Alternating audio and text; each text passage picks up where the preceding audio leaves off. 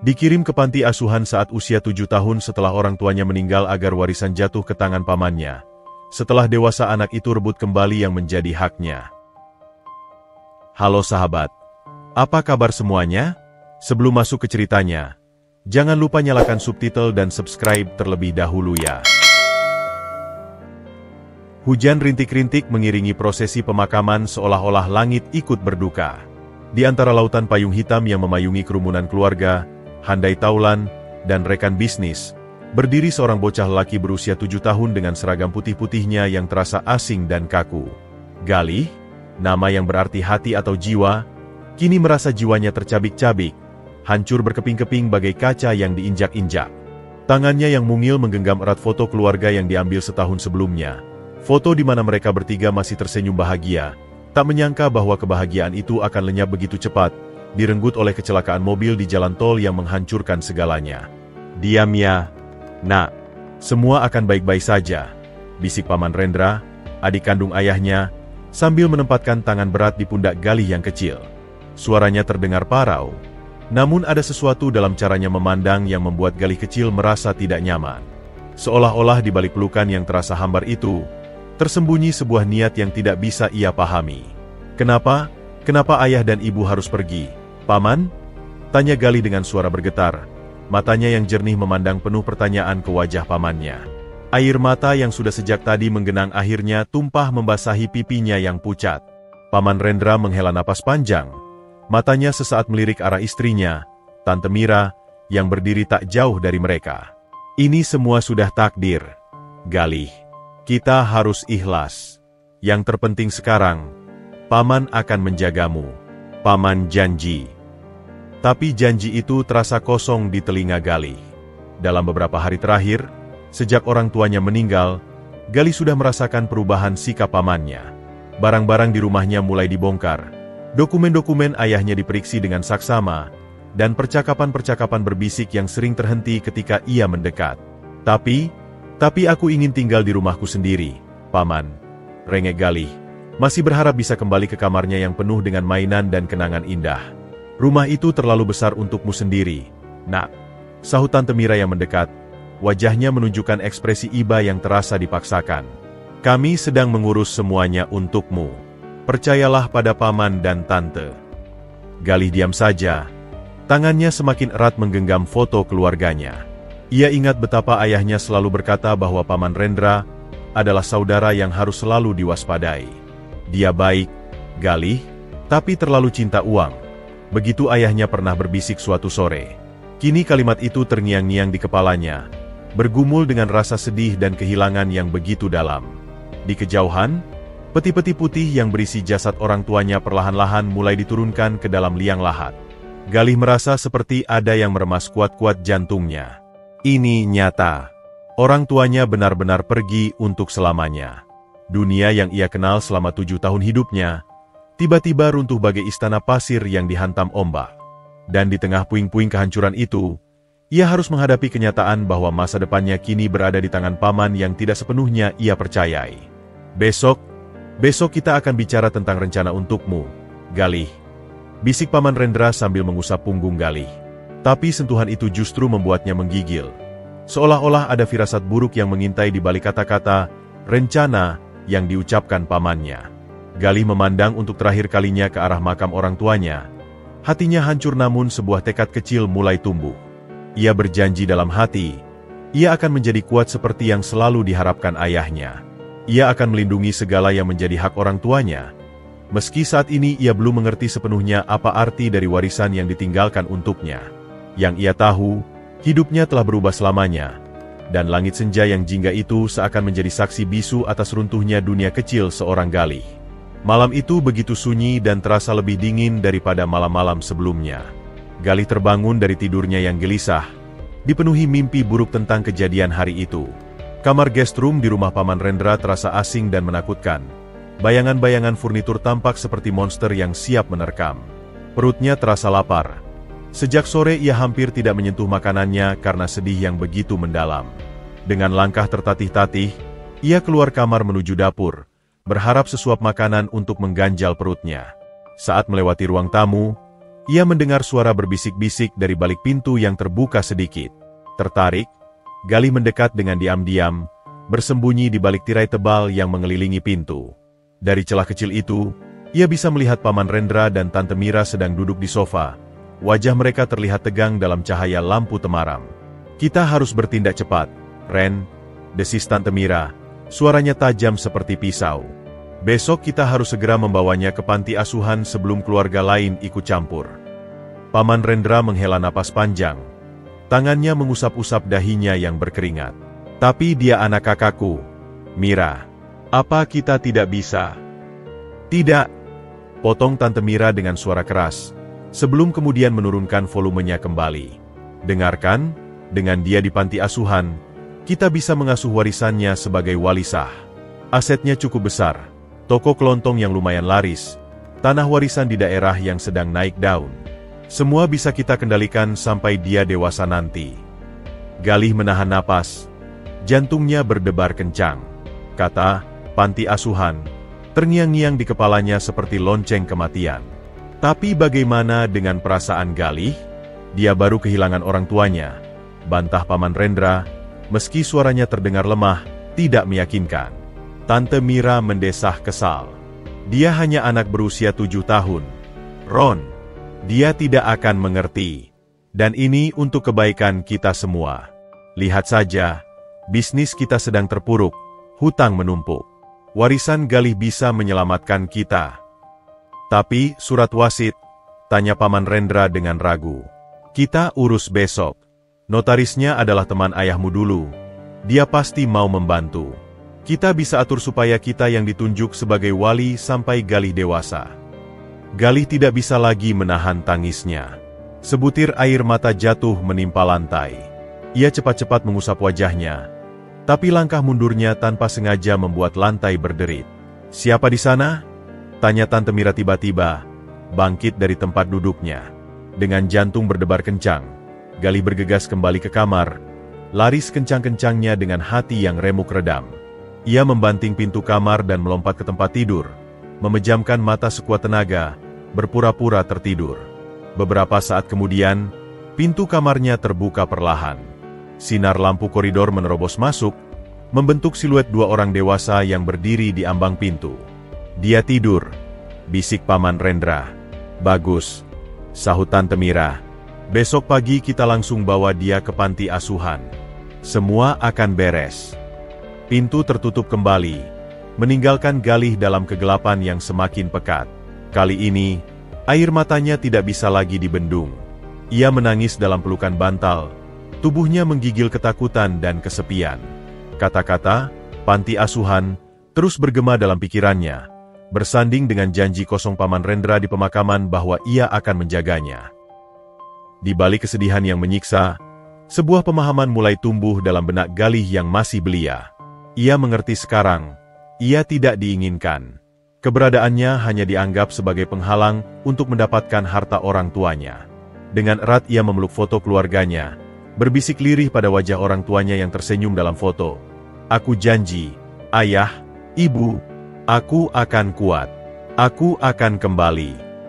Malam itu, di balik pintu kamar yang tertutup, seorang anak laki-laki berusia 7 tahun harus belajar pelajaran paling pahit dalam hidupnya, bahwa darah bukanlah jaminan kesetiaan, dan keluarga bisa menjadi musuh terbesar dalam hidup seseorang.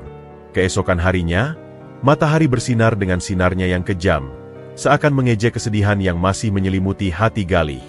Paman Rendra datang ke kamarnya lebih pagi dari biasanya, dengan wajah yang dicoba untuk terlihat ramah namun gagal menyembunyikan ketidaknyamanan yang mendalam. "Ayo, Galih, pek barang-barangmu," kata Paman Rendra sambil meletakkan tas kecil di atas tempat tidur. "Kita akan pergi ke suatu tempat yang bagus." Galih yang sudah semalaman tidak bisa tidur, hanya bisa memandang pamannya dengan mata sembab dan penuh ketidakpercayaan. "Kemana kita pergi, Paman? Apakah kita akan pulang ke rumahku?" tanyanya dengan suara kecil penuh harapan. Paman Rendra menghindari tatapan keponakannya, sibuk membereskan beberapa helai baju Galih ke dalam tas. "Tidak, Nak. Kamu akan tinggal di tempat yang lebih baik untuk sementara waktu. Di sana ada banyak anak-anak sebaya yang bisa menjadi temanmu." Perjalanan dengan mobil terasa sunyi dan mencekam. Galih duduk di belakang, memandang keluar jendela sambil memeluk ratas kecil yang berisi barang-barang pribadinya. Pikirannya dipenuhi oleh bayangan tempat indah yang dijanjikan pamannya. Namun hatinya berkata lain. Setiap kilometer yang mereka tempuh semakin menjauh dari rumahnya yang dulu, semakin dalam pula lukanya. Setelah hampir 1 jam berkendara, mobil akhirnya berhenti di depan sebuah bangunan besar dengan pagar besi tinggi yang dicat warna hijau tua. Pagar itu terlihat angker dan tidak bersahabat, dengan ujung-ujung besi yang runcing mengarah ke langit. Sebuah papan kayu usang tergantung di gerbang utama, bertuliskan, Panti Asuhan Bunda Kasih. Kita sampai, ucap Paman Rendra dengan suara datar. Galih keluar dari mobil dengan langkah gontai.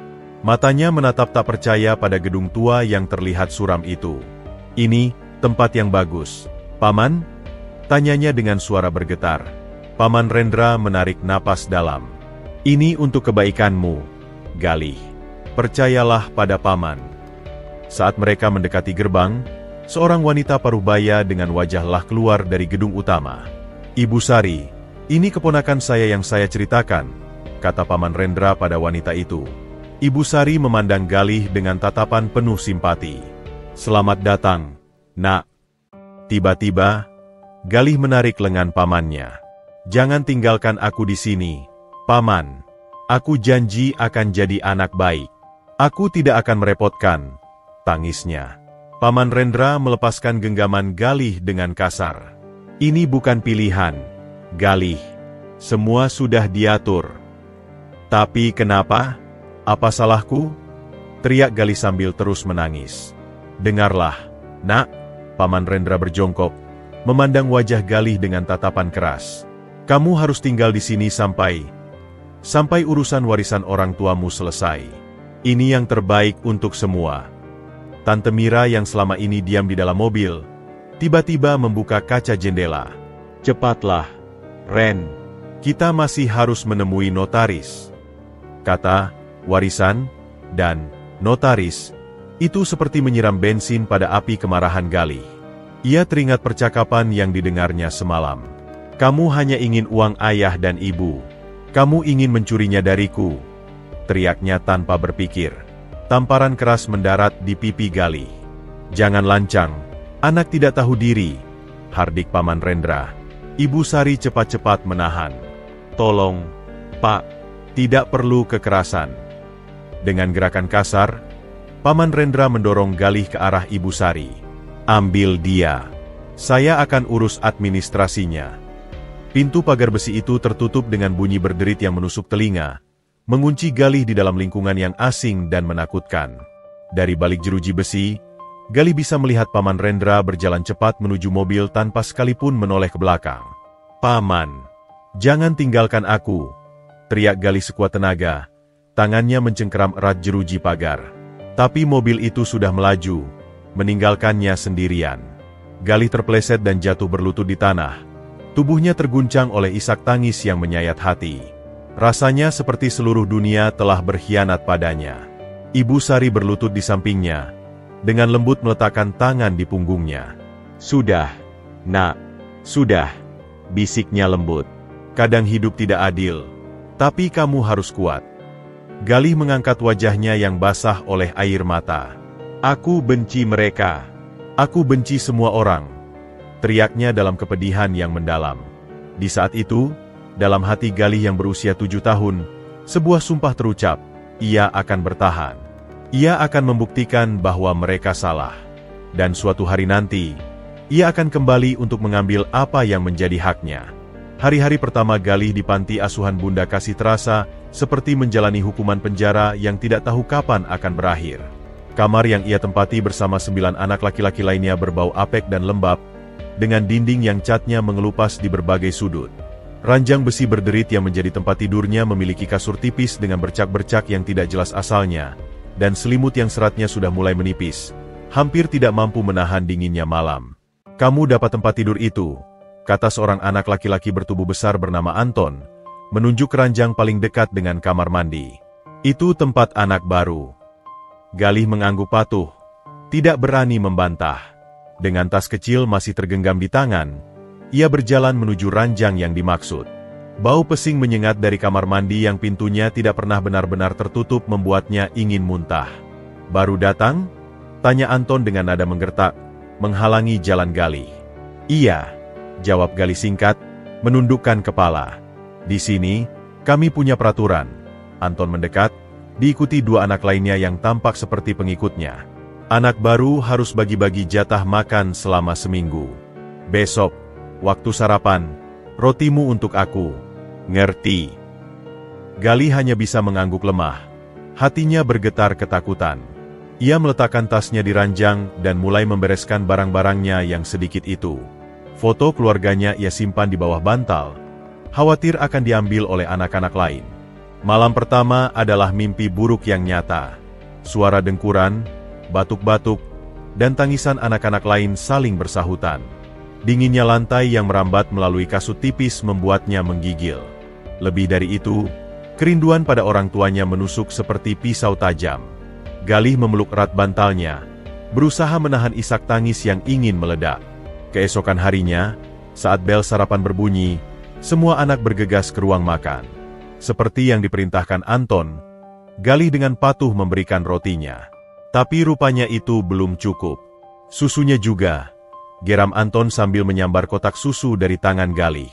Tapi Sari, gadis kecil dengan mata tajam dan rambut dikepang dua, maju ke depan. "Sudah cukup, Anton. Kamu selalu jahat pada anak baru. Siapa suruh ikut campur?" Anton mendorong Sari hingga hampir terjatuh. Tiba-tiba, seorang anak laki-laki dengan luka di pipi maju mendekat. "Jangan ganggu Sari," hardiknya. "Dan jangan ganggu anak baru itu."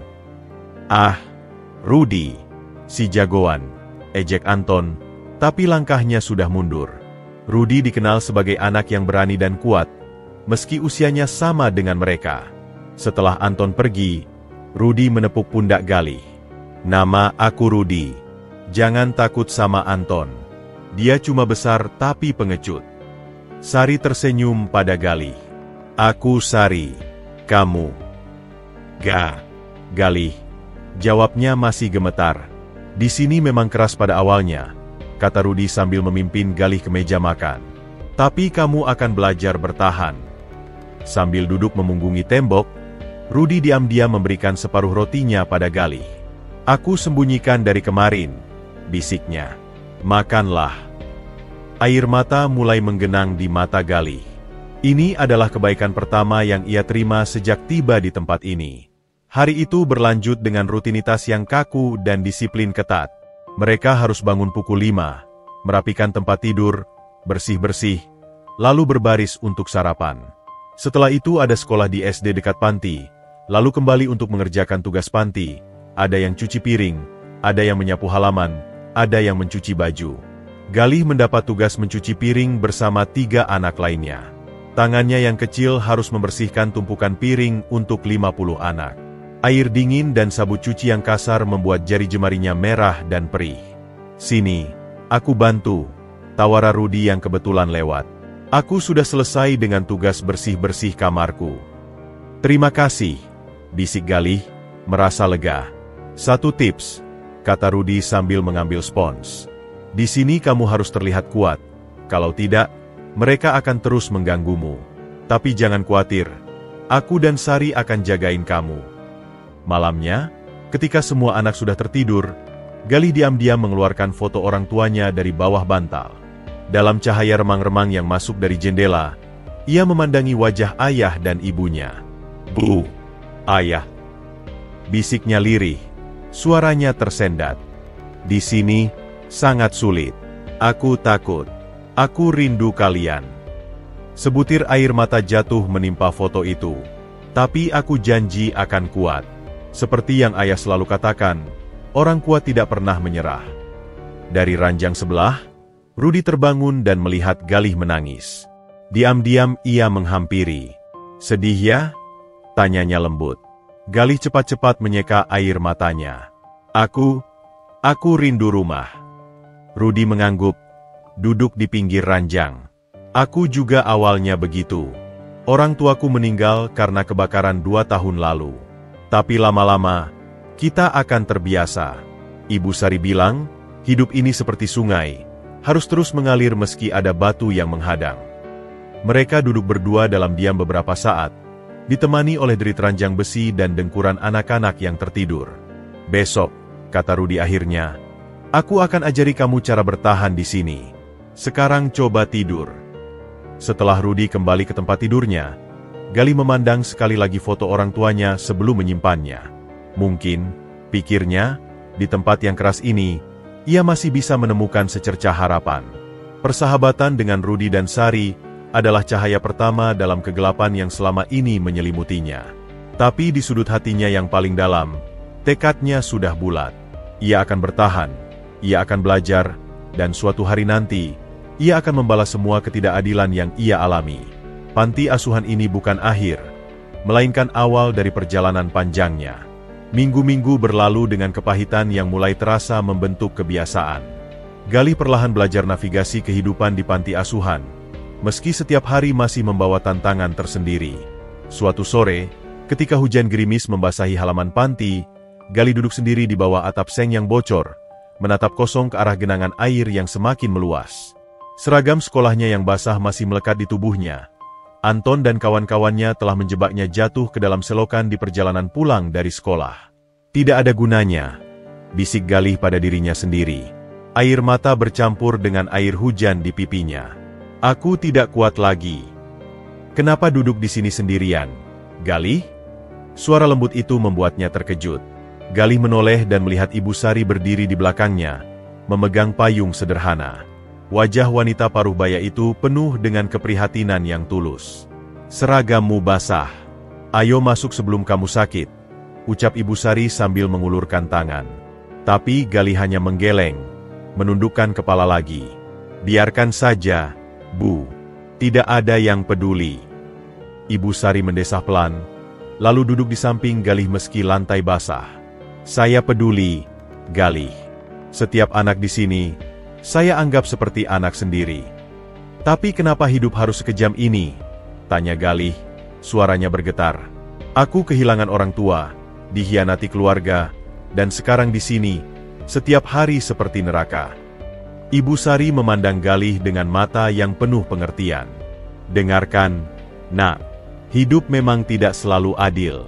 Tapi kita punya pilihan, terus terpuruk dalam kesedihan, atau bangkit dan melawan. Tapi bagaimana caranya? Aku hanya anak kecil.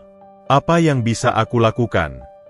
Ibu akan memberitahumu rahasia, bisik Ibu Sari, mendekatkan wajahnya.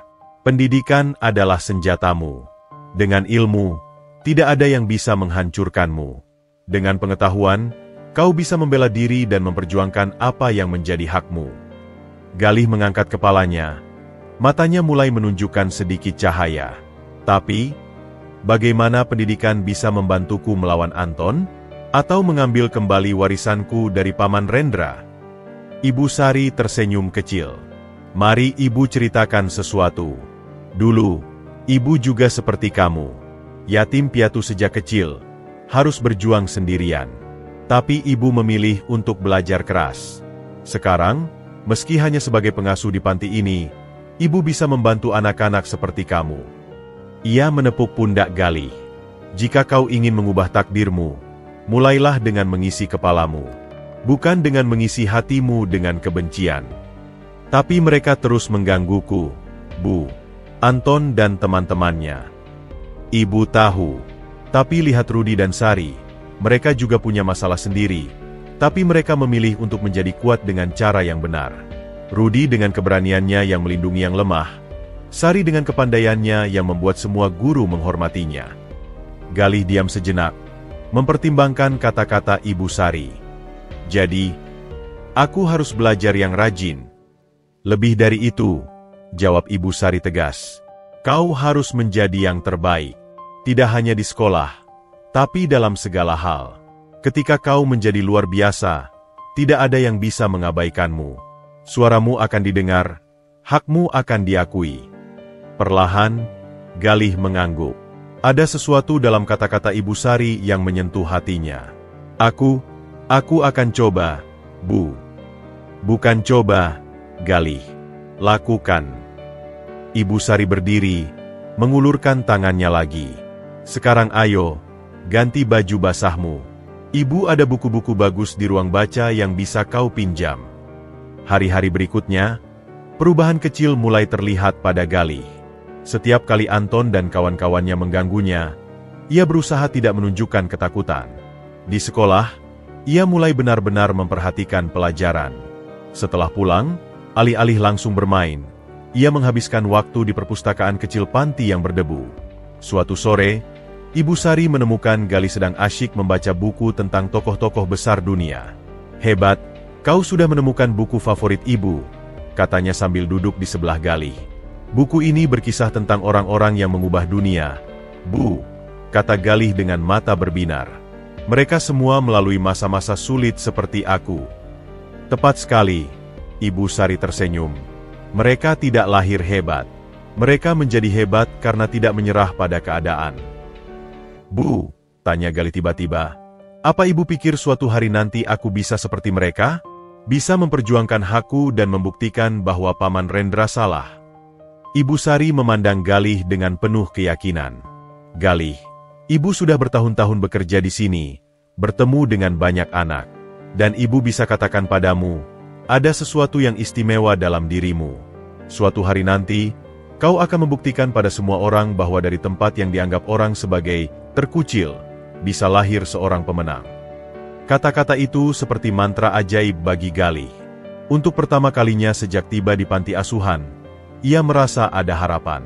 Ada tujuan yang jelas di depannya. Malam itu, sebelum tidur, Galih mengeluarkan buku catatan kecil yang diberikan Ibu Sari. Dengan sungguh-sungguh, ia menulis di halaman pertama, "Hari ini aku memutuskan untuk menjadi orang yang berpendidikan. Aku akan belajar keras, dan suatu hari nanti, aku akan membuktikan bahwa anak yatim pun punya hak untuk bermimpi besar." Dari balik pintu, Ibu Sari mengamati Galih yang sedang asyik menulis. Sebuah senyum kecil mengembang di bibirnya. Ia tahu, bibit yang ia tanam hari ini mungkin butuh waktu lama untuk tumbuh. Tetapi suatu hari nanti, bibit itu akan menjadi pohon yang kokoh, mampu menahan segala badai kehidupan. Perubahan dalam diri Galih tidak terjadi dalam semalam. Butuh berminggu-minggu baginya untuk sepenuhnya memahami dan menginternalisasi nasihat Ibu Sari. Awalnya, tekadnya masih rapuh, mudah goyah oleh godaan untuk menyerah. Namun, suatu malam, ketika hujan deras mengguyur atap seng panti asuhan dengan suara gemuruh, sesuatu yang ajaib terjadi. Galih yang sedang berusaha mengerjakan soal matematika di ruang belajar, merasa sangat frustasi. Soal-soal itu terasa terlalu sulit, dan kepalanya pening karena kurang tidur. Hampir saja ia menutup buku dan kembali ke kamarnya, ketika tiba-tiba ingatannya melayang pada suatu malam yang sangat serupa, setahun yang lalu. "Ayah, aku tidak bisa mengerjakan soal ini," keluh Galih kecil yang berusia 6 tahun, melemparkan pensilnya ke meja makan. Ayahnya, Bimo, mendekat dengan senyum sabar. "Masalah apa, Nak?" "Ini matematika. Aku benci angka." Bimo mengambil buku Galih dan memeriksa soalnya. "Ah, ini soal cerita tentang berapa banyak apel yang dibagikan. Mari kita bayangkan bersama." Ia mengambil beberapa kelereng dari kotak. "Lihat, ini apel-apelnya." Selama setengah jam berikutnya, Bimo dengan sabar menjelaskan konsep pembagian menggunakan kelereng dan contoh-contoh nyata. Wajah Galih yang awalnya cemberut perlahan berubah menjadi cerah saat ia akhirnya memahami caranya. "Ternyata mudah ya. Yah, kalau dipelajari perlahan." Bimo mengelus kepala Galih. "Ingat, Nak, tidak ada yang tidak bisa dipelajari dalam hidup ini. Pendidikan adalah harta yang paling berharga. Suatu hari nanti, semua yang kau pelajari akan berguna." Ibu Galih, Siska, yang memperhatikan dari dapur, menambahkan, "Orang yang berpendidikan seperti memiliki pedang terkuat, Galih. Dia bisa menghadapi apapun tantangan dalam hidup." Kenangan itu datang begitu jelas, seolah-olah orang tuanya sedang berdiri di sampingnya saat ini juga. Galih bisa hampir merasakan sentuhan tangan ayahnya di kepalanya, mendengar suara lembut ibunya.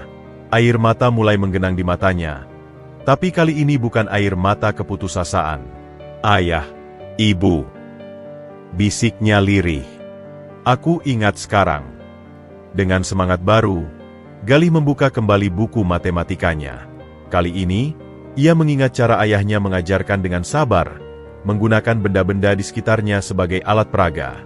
Ia mengambil beberapa kacang dari kantongnya dan mulai mengatur-aturnya di atas meja, mencoba memecahkan soal yang tadi membuatnya frustasi. Prosesnya lambat, tetapi mantap. Butuh hampir 1 jam baginya untuk menyelesaikan satu soal yang seharusnya bisa diselesaikan dalam 15 menit. Tapi ketika akhirnya ia menemukan jawaban yang benar, perasaan yang menyergapnya begitu luar biasa. Untuk pertama kalinya sejak lama, ia merasa bisa mengendalikan sesuatu dalam hidupnya. Keesokan harinya di sekolah, sesuatu yang menakjubkan terjadi. Guru matematika mereka, Bu Tuti, memberikan kuis mendadak. Soalnya persis seperti yang semalam ia kerjakan dengan susah payah. "Wah, susah nih," keluh Rudi yang duduk di sebelahnya. Tapi Galih dengan percaya diri mulai mengerjakan. Tangannya menari-nari di atas kertas, menuliskan rumus dan perhitungan dengan lancar. Ia bahkan menyelesaikannya 5 menit lebih cepat dari waktu yang diberikan. "Bagus sekali, Galih," puji Bu Tuti ketika memeriksa hasil kuisnya. "Kau satu-satunya yang mendapat nilai sempurna." Rudi memandangnya dengan heran. "Wah, dari mana belajarannya? Kemarin masih bilang tidak paham loh." Galih hanya tersenyum. "Ayahku yang mengajariku," jawabnya dengan mata berbinar. Sore itu, ketika kembali ke panti, Galih langsung menuju ruang belajar. Bukan karena terpaksa, tapi karena ia benar-benar ingin. Ibu Sari yang lewat, tertegun melihat perubahan sikapnya. "Galih, kau baik-baik saja?" tanyanya. Galih mengangkat wajahnya. Dan untuk pertama kalinya Ibu Sari melihat cahaya sesungguhnya di mata anak itu. "Aku baik-baik saja, Bu. Bahkan, aku sangat baik. Aku baru menyadari sesuatu." "Apa itu, Nak?" "Pendidikan bukan hanya tentang nilai atau ranking, bukan? Ini tentang menghormati orang tuaku. Setiap nilai bagus yang aku dapat, setiap pelajaran yang kupahami, itu seperti cara aku mengatakan bahwa aku ingat mereka, bahwa aku menghargai semua yang mereka ajarkan." Ibu Sari tersentuh. Ia duduk di sebelah Galih. "Kau tumbuh begitu cepat, Galih. Malam tadi, aku ingat betul bagaimana ayahku mengajariku matematika. Seperti dia masih di sini, membimbing tanganku." Galih menghela napas. "Aku tidak ingin mengecewakannya. Aku ingin membuktikan bahwa semua yang dia ajarkan tidak sia-sia." Sejak hari itu, Galih berubah total. Ia tidak hanya belajar ketika ada tugas atau ujian. Ia belajar karena cinta akan pengetahuan. Setiap buku yang dibacanya, setiap pelajaran yang dipahaminya, ia persembahkan secara diam-diam untuk orang tuanya. Bahkan Anton dan kawan-kawannya mulai menghormatinya, meski dengan cara mereka sendiri. Mereka berhenti mengganggu Galih, bukan karena takut pada Rudi, tapi karena mereka melihat ada sesuatu yang berbeda pada anak itu, sebuah tekad yang membuatnya tidak lagi menjadi target yang mudah. Suatu malam, Galih menulis di buku hariannya, "Hari ini aku memahami makna pendidikan yang sebenarnya.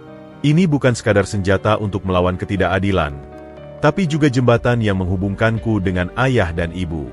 Setiap kali aku belajar, aku merasa mereka tersenyum padaku dari surga. Dan untuk senyuman itu, aku akan menjadi yang terbaik." 2 bulan telah berlalu sejak kedatangan Galih di panti asuhan Bunda Kasih. Musim kemarau mulai berganti dengan datangnya musim hujan yang membuat atap seng panti kerap bernyanyi dengan dentingan air. Suatu Sabtu sore, ketika Galih sedang asyik membantu Ibu Sari menjahit seragam yang sobek di teras depan, sebuah mobil mewah yang dikenal terlalu baik oleh Galih melambat di depan pagar besi. "Paman Rendra," gumam Galih dengan suara hampir tak terdengar. Jarum di tangannya nyaris menusuk jari karena gemetar. Ibu Sari segera menaruh tangan di pundak Galih. "Tenang, Nak. Ibu di sini." Mobil itu parkir, dan keluar dari dalamnya tidak hanya Paman Rendra, tetapi juga Tante Mira dengan gaun yang terlalu mewah untuk sekadar kunjungan ke panti asuhan. Mereka membawa beberapa kardus berisi pakaian bekas dan makanan ringan kemasan murah. "Selamat siang," sapa Tante Mira dengan suara riang yang dipaksakan. "Kami datang menjenguk keponakan kami." Paman Rendra mengangguk pada Ibu Sari sambil matanya mengamati sekeliling panti dengan pandangan sedikit merendahkan. Bagaimana tingkah lakunya? Bu, tidak merepotkan, kan? Sebelum Ibu Sari sempat menjawab, Tante Mira sudah mendekati Galih dan berusaha memeluknya. Duh, Galih, Tante kangen sekali. Lihat, kami bawakan oleh-oleh untukmu dan teman-temanmu. Galih kaku dalam pelukan itu, matanya menatap kosong ke arah Paman Rendra yang berdiri dengan tangan di pinggang, tersenyum tipis. Kami sangat merindukanmu, Nak, kata Paman Rendra dengan suara yang bagi Galih terdengar sangat palsu. Tapi kau tahu, urusan warisan orang tuamu sangat rumit. Butuh waktu untuk menyelesaikannya. Ibu Sari yang memperhatikan dengan mata tajam, menyela dengan sopan. Mungkin Bapak dan Ibu ingin berbicara di ruang tamu? Galih sedang asyik membantu saya. Tapi, tidak perlu repot, sahut Tante Mira cepat. Kami hanya sebentar. Kami ingin melihat bagaimana keadaan Galih dan memberikan sedikit bantuan untuk panti ini. Ia menunjuk kardus-kardus yang dibawa. Ini ada pakaian layak pakai dan makanan untuk anak-anak. Galih yang selama ini diam, akhirnya berbicara dengan suara datar. Terima kasih, Tante. Paman. Paman Rendra mendekat, berjongkok hingga sejajar dengan Galih. Kami sedang mengurus semua dokumen warisan untukmu, Nak. Semua untuk masa depanmu. Paman janji, ketika kau sudah dewasa, semuanya akan dikembalikan padamu. Dari balik jendela, Rudi dan Sari mengamati dengan curiga. Mereka telah mendengar cerita Galih tentang pengkhianatan pamannya. Bisakah aku tinggal bersama paman sekarang? Tanya Galih tiba-tiba, suaranya bergetar penuh harapan. Aku sudah tidak betah di sini. Wajah Paman Rendra berubah tidak nyaman. Ah, sayangnya belum bisa, Nak. Rumah paman sedang direnovasi, dan Tante sedang hamil. Kami tidak bisa merawatmu dengan baik sekarang. Tante Mira yang mendengar ini tersentak, lalu cepat-cepat mengangguk. Ya, benar. Tante sedang mengandung. Jadi kami tidak bisa. Tapi Galih tahu mereka berbohong. Tante Mira tidak terlihat hamil. Dan dalam percakapan yang ia dengar dulu, tidak pernah disebutkan tentang kehamilan. Tapi paman berjanji akan menjagaku, desak Galih, kali ini suaranya lebih tegas. Janji di pemakaman ayah dan ibu. Paman Rendra berdiri, wajahnya merah karena tersudut. Galih, kau tidak mengerti urusan orang dewasa. Semua ini untuk kebaikanmu. Ibu Sari cepat menyela, mungkin cukup untuk hari ini. Galih, tolong bawa kardus-kardus ini ke gudang. Tapi Tante Mira tiba-tiba mengeluarkan kamera dari tasnya. Tunggu. Biarkan kami berfoto dulu dengan Galih untuk kenang-kenangan. Ia menarik paksa Galih untuk berpose di antara mereka berdua. Senyum. Galih, lihat betapa bahagianya kita bersama. Galih dipaksa tersenyum palsu sementara hatinya menjerit. Ia merasa seperti boneka dalam pertunjukan sandiwara mereka.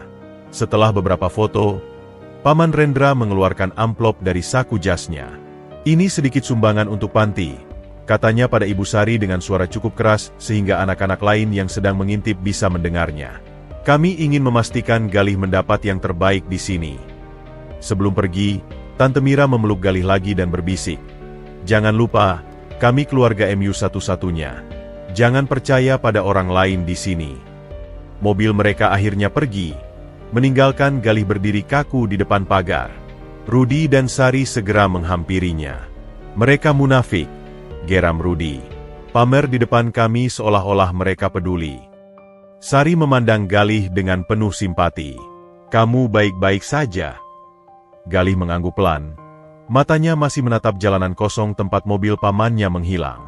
Aku baik-baik saja. Karena sekarang aku tahu pasti, mereka memang tidak menginginkanku. Mereka hanya menginginkan warisan orang tuaku. Ibu Sari mendekat, memeluk pundak Galih. Kau lebih kuat dari yang mereka kira. Nak, suatu hari nanti, mereka akan menyesal telah meremehkanmu. Malam itu, Galih menulis di buku hariannya dengan tulisan yang tegas dan penuh kemarahan. Hari ini aku melihat kebohongan itu dengan mataku sendiri. Senyuman palsu, pelukan paksaan, dan janji kosong. Tapi dari semua itu, yang paling jelas kulihat adalah ketakutan dalam mata Paman Rendra ketika aku tanya tentang warisan. Mereka takut suatu hari nanti aku akan tahu kebenaran. Dan mereka benar untuk takut. Dari jendela kamarnya, Galih bisa melihat bulan purnama yang bersinar terang. Seolah-olah orang tuanya sedang mengawasinya dari atas sana. "Ayah, ibu," bisiknya, "aku berjanji tidak akan pernah melupakan apa yang mereka lakukan. Suatu hari, semua akan kubuktikan." Hujan turun dengan derasnya, membentuk genangan-genangan air di halaman panti yang rumputannya sudah mulai jarang. Galih duduk sendiri di bangku kayu dekat jendela, menatap keluar sambil memegang erat buku hariannya. Kunjungan Paman Rendra dan Tante Mira seminggu yang lalu masih meninggalkan luka yang dalam. Perasaan dikhianati dan ditinggalkan bergolak dalam dadanya, membuatnya menarik diri dari semua orang. "Masih memikirkan kunjungan pamanmu?" tanya sebuah suara dari belakangnya. Galih menoleh dan melihat Rudi berdiri dengan 2 gelas teh hangat di tangan. Di belakangnya, Sari membawa sepiring kue kering sederhana. "Kami lihat kamu tidak datang makan malam," ujar Sari dengan suara lembut. "Jadi kami bawakannya untukmu." Galih menggeser badannya, memberi ruang bagi mereka untuk duduk. "Aku tidak lapar." "Bohong," sahut Rudi sambil duduk dan meletakkan gelas di meja. "Kamu pasti lapar. Kamu selalu lapar." Ia mencoba melucu, tapi Galih tidak tersenyum. Mereka duduk dalam keheningan beberapa saat, hanya diisi oleh suara rintik hujan yang memecah kesunyian. "Kamu tahu," kata Rudi akhirnya, "aku ingat pertama kali bertemu denganmu. Wajahmu seperti anak yang tersesat, bingung, dan ketakutan." Galih mengangkat alisnya. "Dan sekarang?" "Sekarang?" Rudi tersenyum. "Sekarang kamu seperti anak yang marah, kesal, dan ingin melawan. Itu kemajuan, menurutku." Sari menambahkan, "Rudi benar. Dulu ketika pertama kali datang ke sini, kamu hanya diam dan menangis. Sekarang setidaknya kamu menunjukkan kemarahan. Itu lebih sehat daripada memendam semuanya sendirian." "Kenapa kalian peduli padaku?" tanya Galih tiba-tiba, suaranya kasar. "Apa kalian ingin sesuatu dariku juga?" Rudi dan Sari saling memandang, lalu tertawa. "Kami ingin teman untuk berbagi kue ini," jawab Rudi sambil mengambil sepotong kue dan memakannya. "Lihat, tidak beracun." Sari menatap Galih dengan serius. "Kami peduli karena kami mengerti perasaanmu. Aku yatim piatu sejak bayi. Tidak pernah kenal orang tua. Rudi kehilangan orang tuanya dalam kebakaran 3 tahun lalu. Kami tahu bagaimana rasanya merasa sendirian di dunia ini." Rudi mengangguk. Wajahnya yang biasanya ceria kini menjadi serius. "Aku ingat malam pertama di sini. Aku berusia 8 tahun, menangis sepanjang malam sampai suaraku serak. Tapi kemudian Ibu Sari datang dan bilang sesuatu yang tidak akan pernah aku lupakan." "Apa itu?" tanya Galih, mulai tertarik. Dia bilang, "Di tempat ini, kita mungkin datang sebagai anak-anak yang terluka, tapi kita bisa memilih untuk sembuh bersama-sama. Dan itu yang kami lakukan." Rudi menepuk pundak Galih. "Kami menjadi keluarga bagi satu sama lain." Galih melihat wajah Rudi dan Sari, dan untuk pertama kalinya, ia melihat ketulusan yang tidak ia temui dalam pandangan Paman Rendra dan Tante Mira.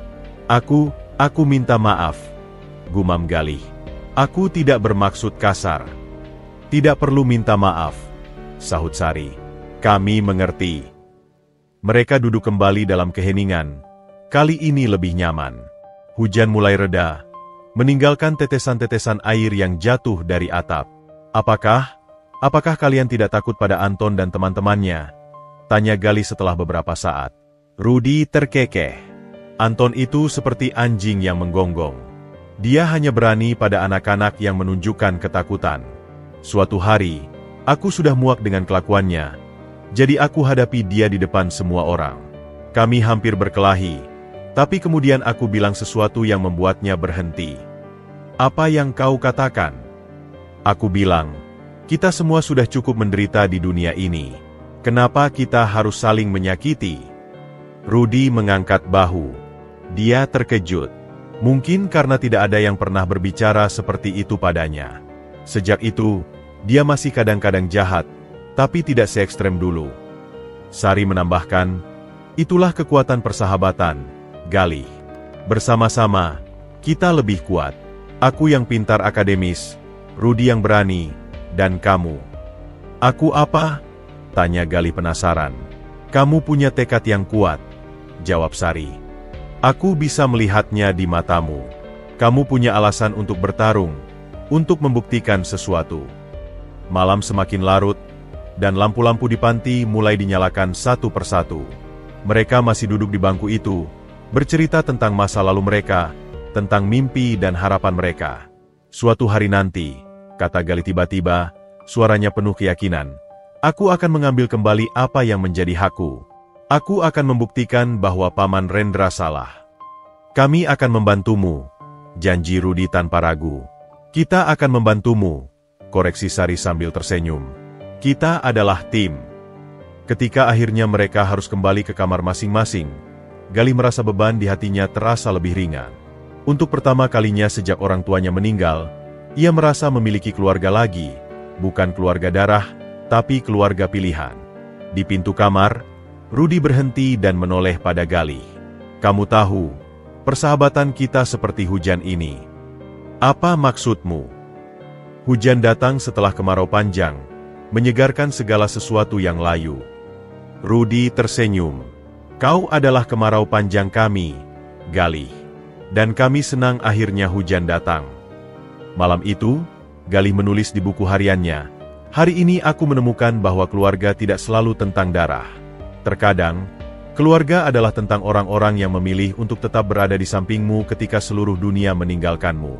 Rudy dan Sari adalah hujan yang menyegarkan setelah kemarau panjang dalam hidupku. Bersama mereka, aku merasa kuat untuk menghadapi apapun, bahkan Paman Rendra sekalipun. Matahari musim kemarau menyengat atap seng panti asuhan, membuat udara di dalam terasa pengap dan tidak nyaman. Galih yang kini telah berusia 12 tahun duduk di bawah pohon manggis tua di halaman belakang, mencoba menyelesaikan tugas matematikanya. 5 tahun telah berlalu sejak ia pertama kali tiba di panti asuhan, dan perubahan besar terjadi pada dirinya. Ia tidak lagi menjadi anak kecil yang penakut, melainkan remaja awal dengan mata tajam dan tekad baja. Galih, ada yang mencarimu, teriak Ibu Sari dari teras depan. Dengan heran, Galih bergegas ke depan. Jarang sekali ada tamu yang mencarinya secara khusus. Di teras, berdiri seorang pria paruh baya dengan baju kusam dan topi yang sudah usang. Wajahnya terlihat familiar, tapi Galih tidak bisa langsung mengenalinya. Galih, kau sudah besar sekali, kata pria itu dengan suara bergetar, matanya berkaca-kaca. Galih mendekat, matanya menyipit mencoba mengenali. Maaf, Pak, saya. Aku Pak Bandi, dulu bekerja di toko orang tuamu. Seketika itu juga, ingatan Galih melayang ke masa lalu. Pak Bandi, tukang sortir barang dan kadang-kadang mengantarnya pulang sekolah jika orang tuanya sibuk. Wajahnya yang dulu selalu ceria kini terlihat lesu dan penuh kerutan. Pak Bandi, seru Galih, lalu bergegas memeluk pria itu. Sudah lama sekali. Mereka duduk di bangku teras, sementara Ibu Sari dengan bijak memberikan mereka ruang privasi. Pak Bandi mengeluarkan sebungkus kue tradisional dari tasnya, jenis kue yang dulu selalu dibelikan orang tua Galih untuknya.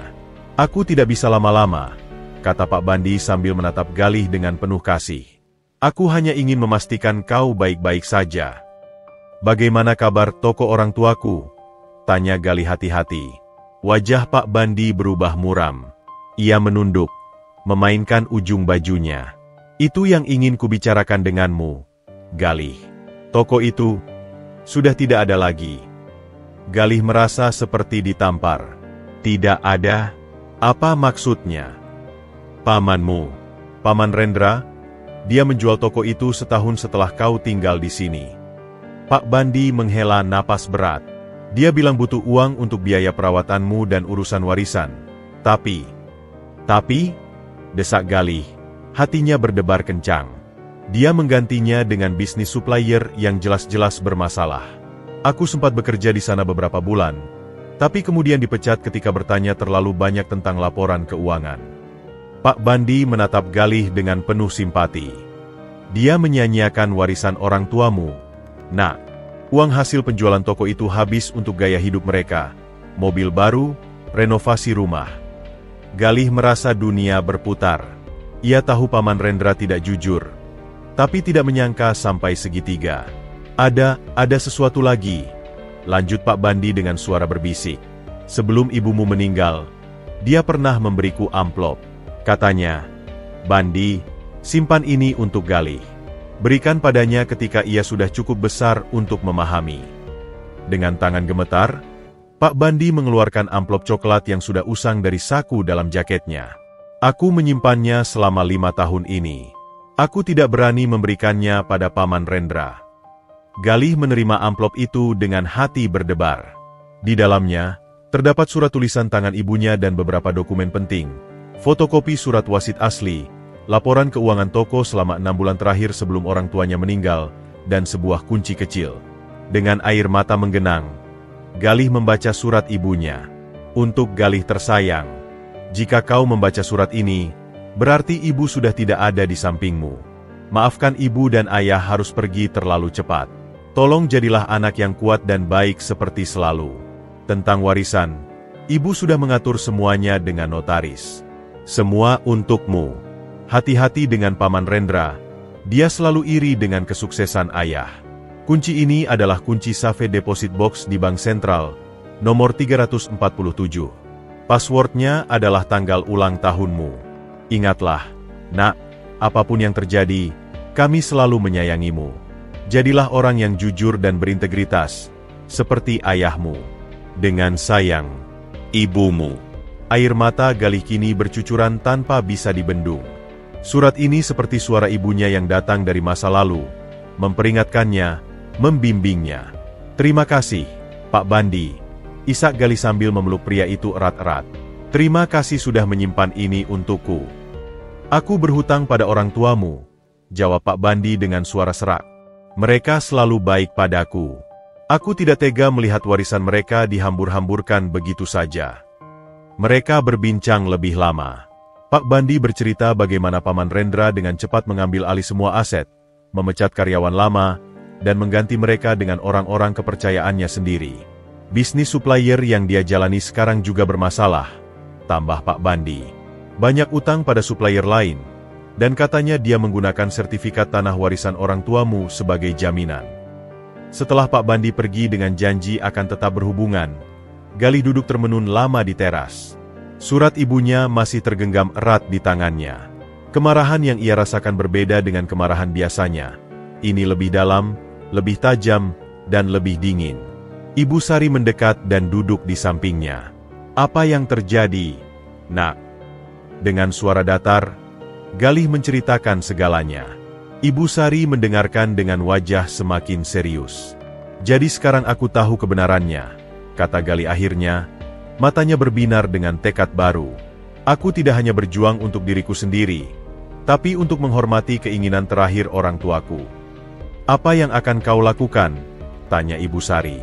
Pertama, aku harus memastikan dokumen-dokumen ini aman, jawab Galih sambil merapikan surat dan dokumen kembali ke dalam amplop. Kedua, aku akan belajar lebih giat lagi. Aku butuh bekal pengetahuan untuk melawan mereka. Malam itu, Galih tidak bisa tidur. Ia membaca berulang-ulang surat ibunya, merasakan setiap kata seolah-olah ibunya sedang berbicara langsung padanya. Di buku hariannya, ia menulis dengan huruf-huruf besar dan tegas. Hari ini aku menemukan kebenaran. Paman Rendra tidak hanya mengkhianatiku, tapi juga mengkhianati wasiat terakhir orang tuaku. Tapi aku tidak sendiri. Masih ada orang-orang jujur seperti Pak Bandi yang siap membantuku. Perjuangan ini baru saja dimulai, dan aku tidak akan berhenti sampai keadilan ditegakkan. Dari jendela kamarnya, Galih memandang bintang-bintang di langit. Ia berbisik, "Tenanglah, ayah, ibu. Aku tahu sekarang apa yang harus kulakukan. Aku tidak akan mengecewakan kalian." 3 tahun telah berlalu sejak kunjungan Pak Bandi. Galih kini berusia 15 tahun. Seorang remaja dengan postur tubuh yang mulai tegap dan pandangan mata yang penuh keteguhan. Prestasinya di sekolah menengah pertama begitu gemilang, membuatnya menjadi calon kuat untuk menerima beasiswa penuh ke SMA favorit di kota. Namun, jalan menuju keadilan ternyata masih panjang dan berliku. Suatu Senin yang cerah, Kepala panti memanggil Galih ke ruang kerjanya. Wajah Pak Hari, kepala panti, terlihat serius ketika Galih masuk. "Galih, ada kabar tentang beasiswa SMA yang kamu lamar," kata Pak Hari sambil memainkan pulpen di tangannya. Galih yang awalnya bersemangat, langsung merasa ada yang tidak beres. Apakah saya mendapatkannya, Pak?" Pak Hari menghela napas. "Sayangnya tidak. Pihak yayasan memilih anak lain." Jantung Galih seakan berhenti berdetak. "Tapi, nilai saya yang tertinggi, dan semua persyaratan sudah saya penuhi dengan baik." "Iya, saya tahu." Pak Hari menghindari tatapan Galih. Tapi keputusan sudah dibuat. Galih meninggalkan ruangan dengan langkah gontai. Hatinya hancur. Beasiswa itu adalah satu-satunya jalan baginya untuk melanjutkan pendidikan ke SMA favorit, tanpa bergantung pada Paman Rendra. Sore harinya, Ibu Sari yang baru kembali dari urusan luar, langsung mencari Galih. Ia menemukan remaja itu duduk sendirian di bawah pohon manggis. Wajahnya muram. "Galih, ada sesuatu yang tidak beres," kata Ibu Sari sambil duduk di sampingnya. "Aku bertemu dengan Bu Tuti tadi, gurumu yang dulu. Dia bilang, sebenarnya kamulah yang terpilih untuk beasiswa itu." "Lalu kenapa?" Ibu Tuti mendengar percakapan kebetulan di ruang guru. Lanjut Ibu Sari, suaranya bergetar marah. Kepala sekolah menerima telepon dari Tante Mira. Galih mengangkat kepalanya. Matanya menyala. "Tante Mira?" "Iya. Dia membujuk kepala sekolah untuk mengganti namamu dengan anak lain, keponakan salah satu donatur sekolah." Ibu Sari menggenggam tangan Galih. "Mereka takut jika kamu terlalu pintar, kamu akan lepas dari kendali mereka. Mereka tidak ingin kamu menjadi mandiri." Amarah yang selama ini dipendam Galih akhirnya meledak. "Cukup!" teriaknya, membuat beberapa anak lain yang sedang bermain di halaman menoleh. "Cukup sudah semua pengkhianatan ini. Mereka mengambil orang tuaku, rumahku, warisanku, dan sekarang pendidikanku." Ibu Sari memeluk Galih erat-erat saat remaja itu mulai menangis terisak-isak. Tangisan kemarahan dan kepedihan yang tertahan selama bertahun-tahun. "Sabarlah, Galih," bisik Ibu Sari. "Kita harus berpikir jernih." "Tidak, sudah terlalu lama saya bersabar." Galih melepaskan pelukan. "Mereka pikir mereka bisa menghancurkan masa depanku? Mereka salah besar." Malam itu, Galih mengadakan pertemuan rahasia dengan Rudi dan Sari di perpustakaan kecil panti. Keduanya kini juga sudah remaja. Rudi dengan tubuh atletisnya dan Sari dengan ketajaman analitisnya yang semakin matang. "Jadi apa rencanamu?" tanya Rudi setelah mendengar cerita Galih. "Kita harus melawan," jawab Galih dengan suara tegas. "Tapi bukan dengan kekerasan. Kita lawan dengan cara yang lebih cerdas." Sari mengangguk. Matanya berbinar. "Kita kumpulkan bukti-bukti. Semua dokumen yang Pak Bandi berikan, semua ketidakberesan yang kita ketahui. Tapi kita masih di bawah umur," ingat Rudi. "Apa yang bisa kita lakukan?"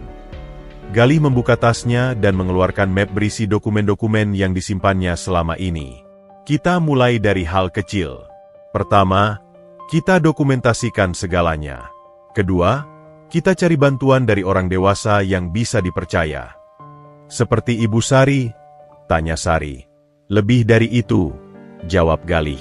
"Aku ingat dalam surat ibuku, dia menyebutkan nama notaris yang mengurus surat wasit, Bapak Handoko. Mungkin dia bisa membantu." Rudi bersemangat.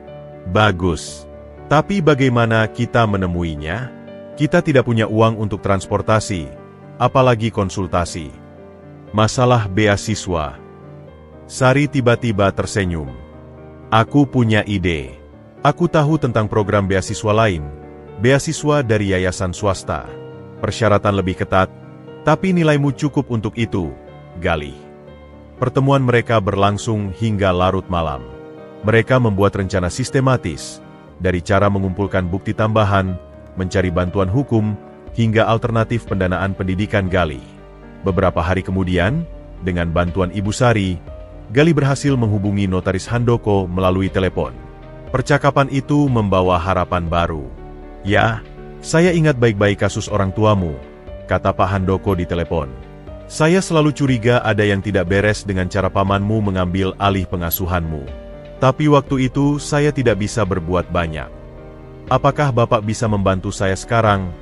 Tanya Galih penuh harap. Tentu. Datanglah ke kantor saya dengan semua dokumen yang kau miliki.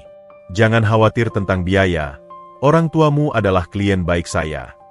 Ketika Galih menceritakan perkembangan ini pada Rudi dan Sari, mereka bersorak gembira. Ini baru awal, kata Galih. Matanya berbinar dengan tekad yang semakin kuat. Mereka pikir dengan menggagalkan beasiswaku, mereka bisa menghentikanku. Justru sebaliknya, mereka telah membangkitkan kekuatan yang selama ini tertidur. Di buku hariannya, Galih menulis malam itu. Hari ini mereka mengambil satu kesempatan dariku, tapi mereka tidak tahu bahwa mereka telah memberikanku 1000 alasan untuk terus berjuang. Titik balik telah tiba.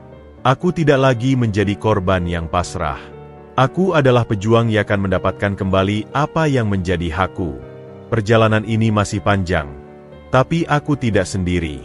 Bersama Rudi dan Sari, dan didukung orang-orang baik seperti Ibu Sari dan Pak Handoko, aku akan menempuhnya sampai akhir. Dari balik jendela, bulan purnama bersinar terang, seakan menyetujui tekad Galih. Perjuangan baru saja dimulai, dan kali ini, Galih siap menghadapi segala rintangan yang menghadang. Setelah kegagalan beasiswa yang disebabkan oleh campur tangan Tante Mira, semangat Galih justru semakin membara.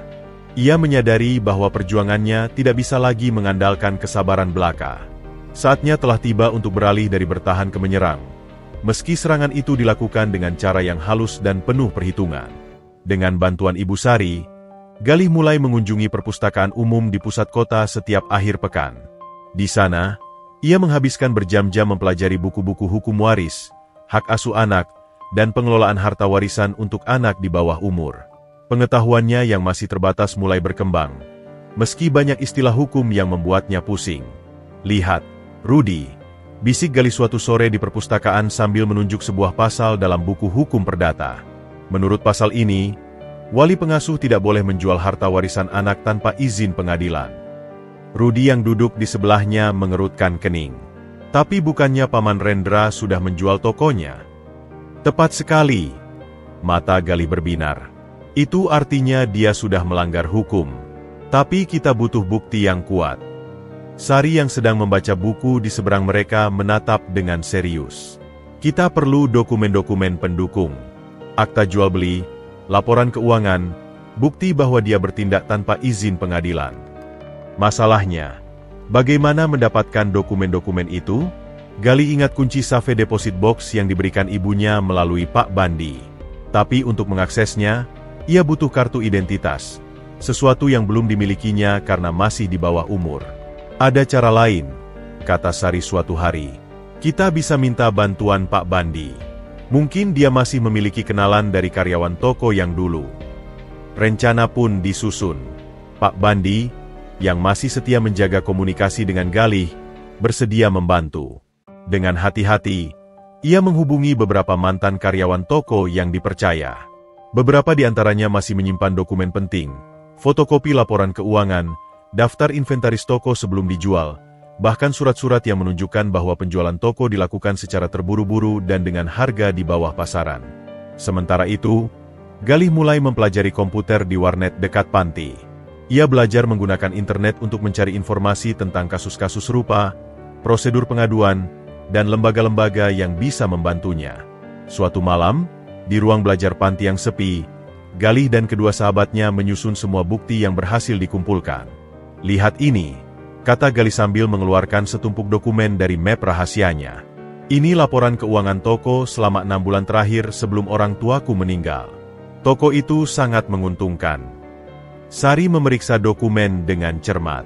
Dan ini dokumen penjualan toko yang berhasil Pak Bandi dapatkan. Harganya jauh di bawah nilai sebenarnya. Rudi mengepalkan tangan. Bukti yang jelas. Tapi apa cukup dengan ini? Belum, jawab Galih. Kita butuh lebih banyak. Kita butuh saksi-saksi, bukti transaksi, dan yang paling penting, kita butuh membuktikan bahwa Paman Rendra dengan sengaja menelantarkan saya dengan menempatkan saya di panti asuhan agar bisa menguasai warisan. Minggu-minggu berikutnya dihabiskan untuk merangkai semua bukti seperti menyusun mosaik. Setiap potongan informasi kecil ditambahkan, catatan kunjungan Paman Rendra yang jarang, laporan dari Ibu Sari tentang kondisi Galih ketika pertama kali tiba di panti, bahkan pernyataan dari guru-guru sekolah yang mengetahui prestasi Galih.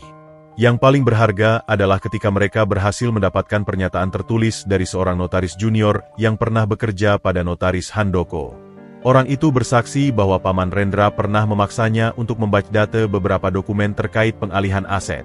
"Kita hampir siap," kata Galih suatu malam, matanya lelah tetapi penuh kepuasan. "Tapi kita harus menunggu waktu yang tepat." "Kapan waktu yang tepat?" tanya Rudi. "Ketika saya sudah berusia 17 tahun, jawab Galih. "Menurut hukum, pada usia itu saya sudah bisa mengajukan gugatan sendiri, meski masih perlu didampingi wali." Sari mengangguk setuju. "Dan tidak lama lagi kau akan masuk SMA. Kita butuh beasiswa yang tidak bisa mereka ganggu." Masalah beasiswa akhirnya terpecahkan ketika Sari berhasil menemukan informasi tentang beasiswa dari yayasan internasional. Proses seleksinya ketat, tetapi menjamin kerahasiaan dan tidak bisa dipengaruhi oleh pihak luar. Dengan bantuan Ibu Sari dan guru-guru yang mendukung, Galih mengajukan aplikasi. Beberapa bulan kemudian, kabar gembira datang. Galih diterima di SMA favorit dengan beasiswa penuh, termasuk uang saku dan tunjangan buku.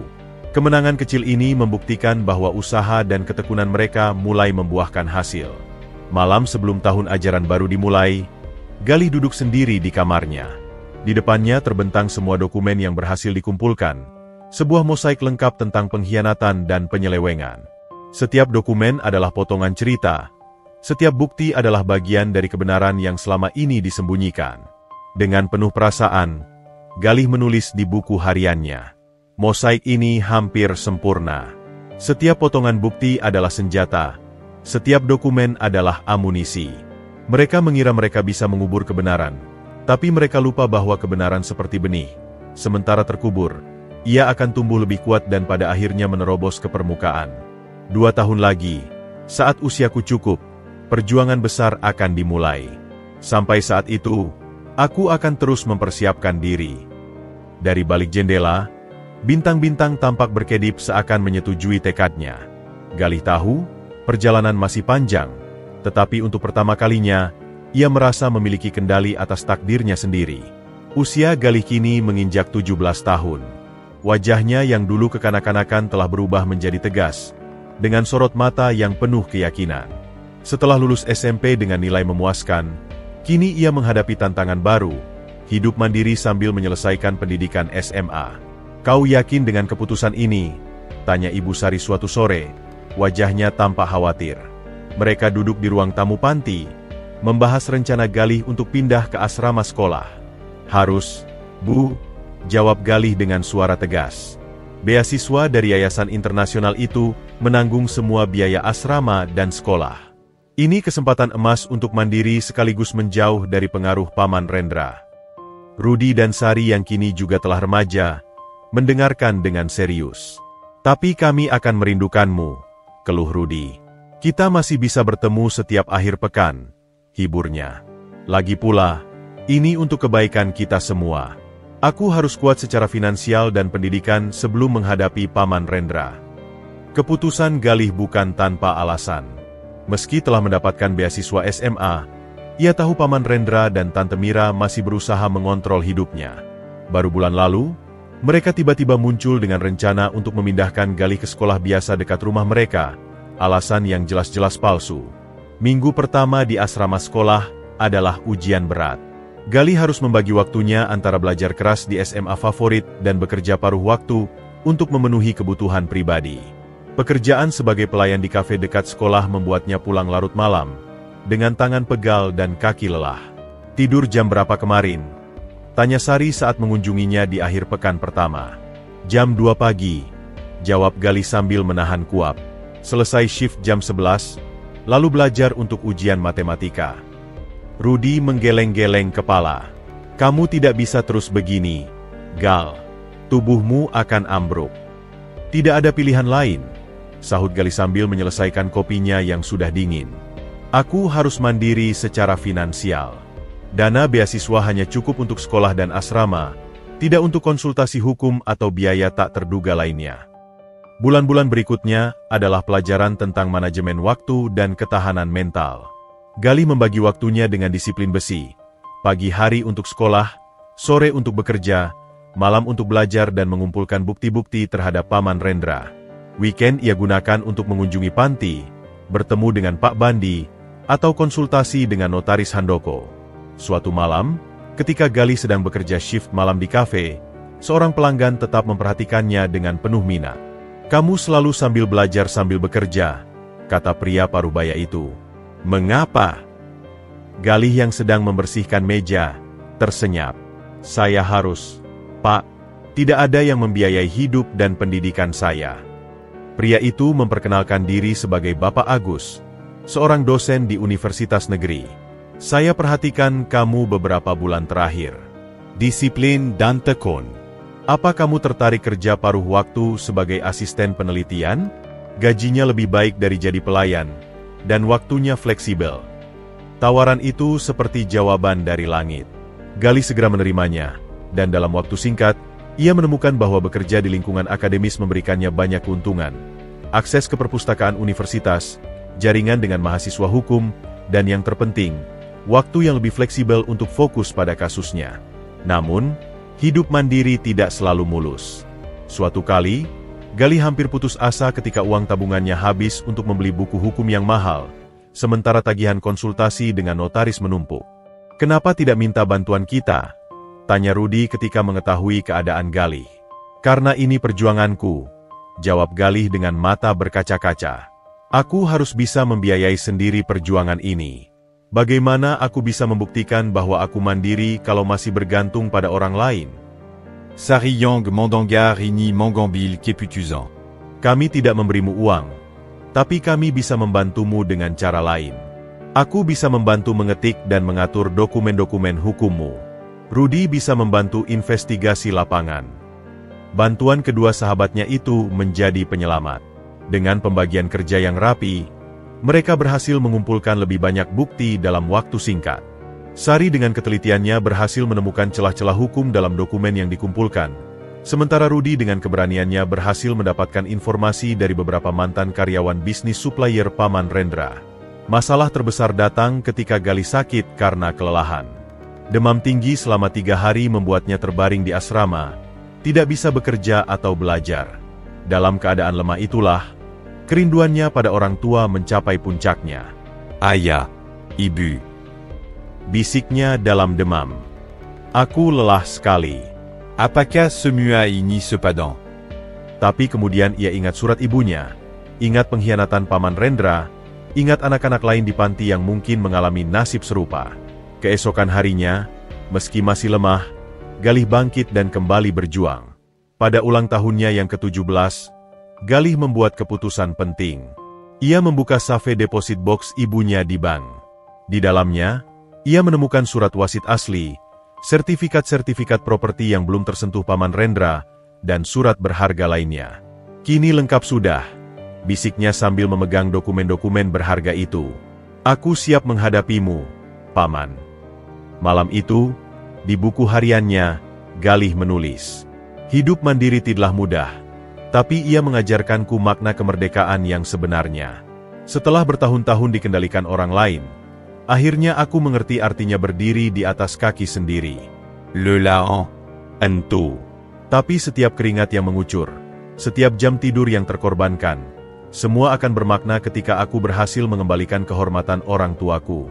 Perjuangan ini tidak hanya tentang warisan, tetapi tentang membuktikan bahwa seorang anak yatim pun berhak memiliki masa depan yang diinginnya." Asterisk. Dengan dokumen-dokumen terakhir di tangannya, Galih tahu bahwa tahap persiapan hampir berakhir. Pertempuran hukum yang sesungguhnya akan segera dimulai. Tahun pertama di SMA hampir berakhir ketika Galih, kini berusia 18 tahun, mengambil keputusan besar. Semua dokumen telah terkumpul, bukti-bukti telah terorganisir rapi, dan yang terpenting, ia telah cukup umur secara hukum untuk mulai mengambil tindakan. Namun, ia sadar bahwa melawan Paman Rendra yang didukung pengacara pribadi membutuhkan sekutu yang kuat di dunia hukum. Melalui Bapak Agus, dosen yang menjadi mentornya di pekerjaan paruh waktu, Galih diperkenalkan kepada lembaga bantuan hukum, lebih, setempat. Di sanalah ia bertemu dengan advokat Anita, seorang pengacara muda dengan reputasi gemilang dalam menangani kasus-kasus ketidakadilan terhadap anak dan kaum marginal. Pertemuan pertama mereka berlangsung di kantor lebih yang sederhana namun penuh dengan tumpukan berkas kasus. Anita, dengan kacamata frameles dan sorot mata tajam, menyambut Galih dengan jabatan tangan hangat. "Ceritakan padaku semuanya, Galih," kata Anita sambil menyiapkan recorder. Dari awal. Selama 2 jam berikutnya, Galih menceritakan kisahnya dengan detail, dari kematian orang tuanya, pengkhianatan Paman Rendra, kehidupan di panti asuhan, hingga upayanya mengumpulkan bukti selama bertahun-tahun.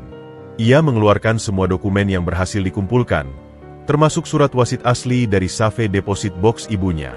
Anita mendengarkan dengan serius, sesekali membuat catatan. Wajahnya semakin keruh ketika Galih menunjukkan dokumen penjualan toko orang tuanya yang dilakukan Paman Rendra tanpa izin pengadilan. "Ini jelas pelanggaran berat," gumam Anita setelah Galih selesai bercerita. "Bukan hanya perdata, tapi bisa jadi ada unsur pidana di sini." Apakah kasus saya bisa menang, Bu Pengacara?" tanya Galih dengan suara bergetar. Anita memandang Galih dengan penuh keyakinan. "Galih, dengan bukti-bukti sekuat ini, kita punya posisi tawar yang sangat baik." Tapi, Ia berhenti sebentar. "Perjalanannya tidak akan mudah. Pamanmu pasti akan melawan dengan segala cara." "Saya siap," jawab Galih tegas. "Sudah terlalu lama saya menunggu." "Baik," kata Anita sambil mengatur dokumen-dokumen. "Pertama, kita akan mengirim surat permintaan klarifikasi resmi." Ini l'encade à mes pertama, Secaligus memensigne reaximereka. "Apakah tidak lebih baik langsung ke pengadilan?" tanya Galih. "Tidak," jawab Anita sambil tersenyum. "Kita harus menunjukkan itikat baik. Selain itu, respons mereka terhadap surat ini akan menjadi bukti tambahan bagi kita." Minggu berikutnya, surat resmi dari Lebih dikirim ke alamat Paman Rendra. Surat itu berisi permintaan pertanggungjawaban atas pengelolaan warisan Galih selama ini, termasuk permintaan dokumen lengkap penjualan toko dan laporan keuangan bisnis supplier. Respons datang lebih cepat dari perkiraan.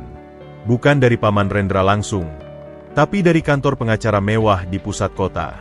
"Mereka membawa penembak?" tanya Galih ketika Anita menunjukkan surat balasan. Bukan penembak, tapi Pangakara bayaran mahal, jola Anita. "Ini bagus. Artinya mereka nervous." Surat balasan dari pengacara Paman Rendra berisi penyangkalan atas semua tuduhan, klaim bahwa semua penjualan aset dilakukan untuk kepentingan Galih, dan ancaman akan menuntut balik jika Galih tidak menghentikan fitnah ini. "Persis seperti yang diharapkan," kata Anita dengan senyum puas. "Mereka menggunakan taktik intimidasi." "Lalu apa langkah kita berikutnya?" tanya Galih. "Kita balas dengan bukti," jawab Anita. "Kita kirimkan salinan sebagian dokumen yang kita miliki, cukup untuk membuat mereka semakin panik, tapi tidak cukup untuk menunjukkan seluruh strategi kita." Strategi ini terbukti efektif. Dalam beberapa hari, Paman Rendra sendiri menelepon Galih, untuk pertama kalinya dalam bertahun-tahun. "Galih, apa maksudmu semua ini?" hardik Paman Rendra melalui telepon. "Surat dari pengacara? Ancaman hukum? Apa kamu tidak ingat semua yang telah Paman lakukan untukmu?" Galih, yang sudah berlatih dengan Anita, menjawab dengan tenang. "Saya hanya ingin keadilan, Paman. Seperti yang Paman janjikan dulu, semua akan dikembalikan ketika saya dewasa." "Nah, sekarang saya sudah dewasa. Kau telah dipengaruhi orang-orang yang tidak bertanggung jawab," bentak Paman Rendra. "Batalkan semua tuntutan ini, atau apa, Paman?" potong Galih. "Atau Paman akan menghentikan tunjangan yang tidak pernah Paman berikan? Atau Paman akan mengusir saya dari rumah yang sudah lama tidak saya tinggali?" Diam sejenak di ujung telepon. Kau telah berubah, Galih." "Betul sekali, Paman. Saya sudah bukan anak kecil yang bisa dibohongi lagi." Setelah telepon itu, Anita memutuskan untuk meningkatkan tekanan. "Sekarang waktunya kita ajukan gugatan pra-peradilan. Kita minta pembekuan sementara semua aset warisan yang masih tersisa sebelum mereka sempat melikuidasi semuanya. Proses pengajuan gugatan ternyata rumit dan membutuhkan biaya. Disinilah tabungan Galih dari kerja kerasnya selama ini terkuras habis.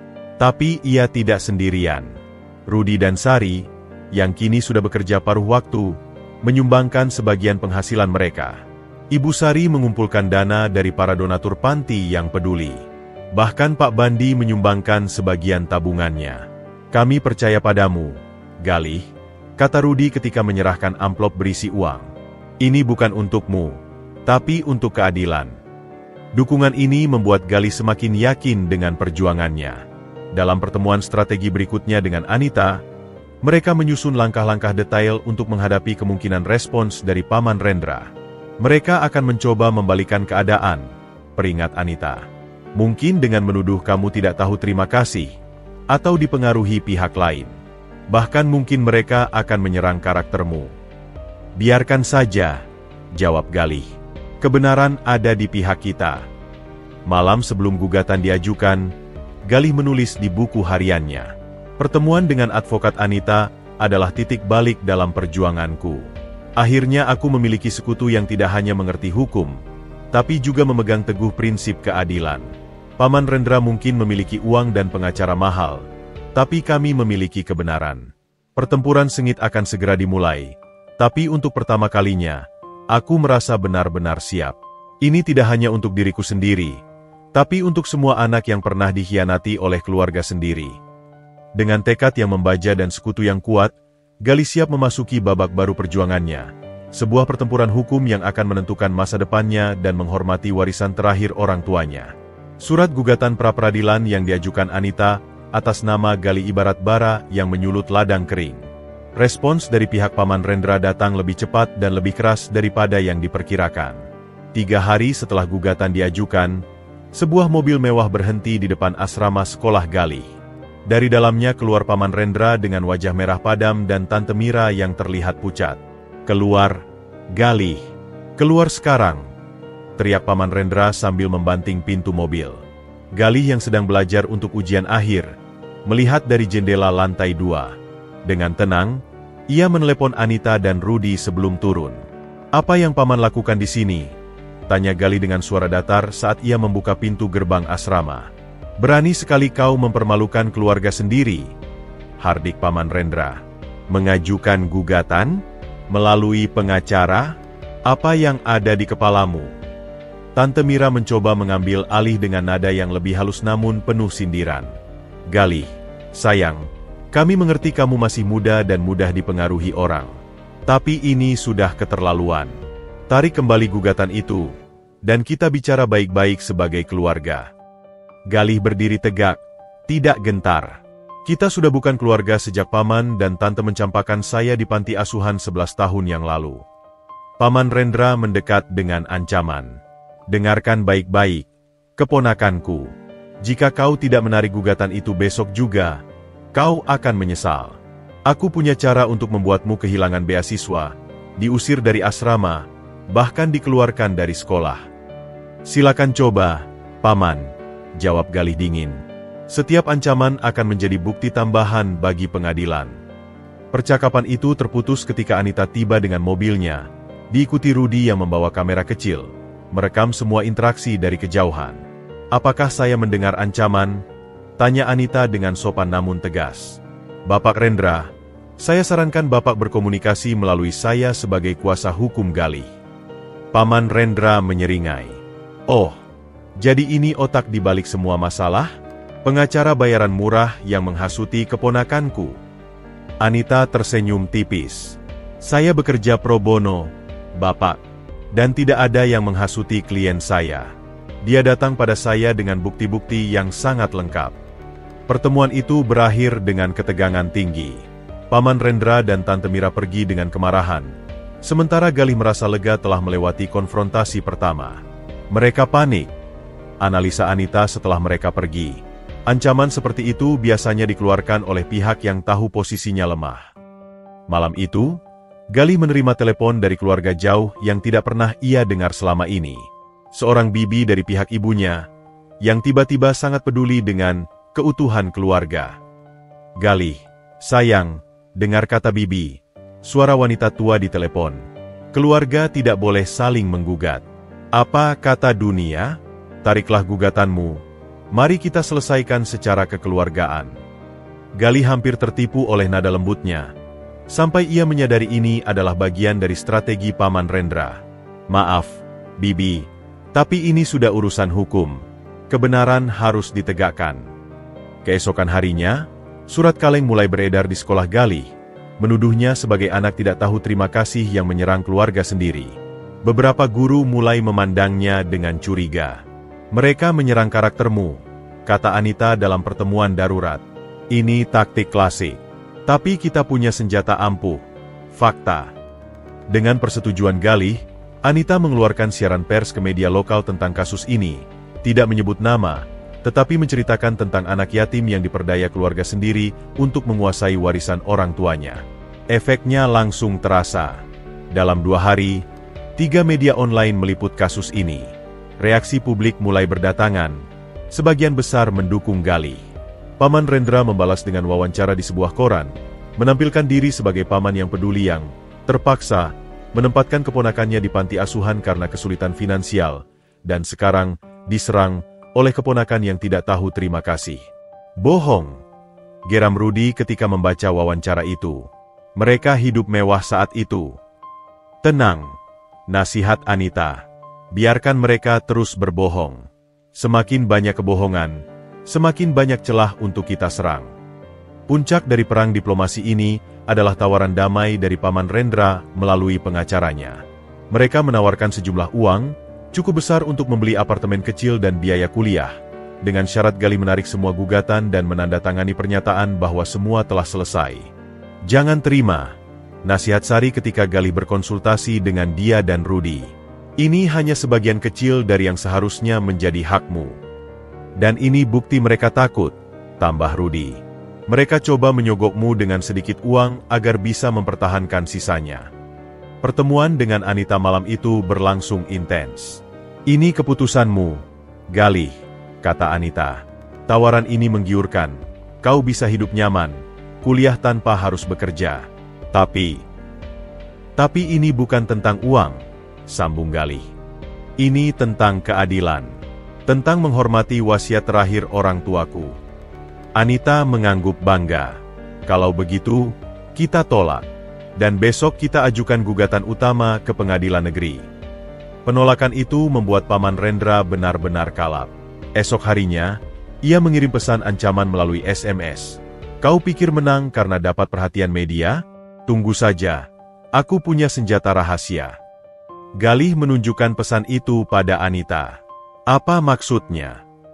Tidak tahu, jawab Anita sambil menyimpan pesan sebagai bukti. Tapi apapun itu, kita hadapi bersama.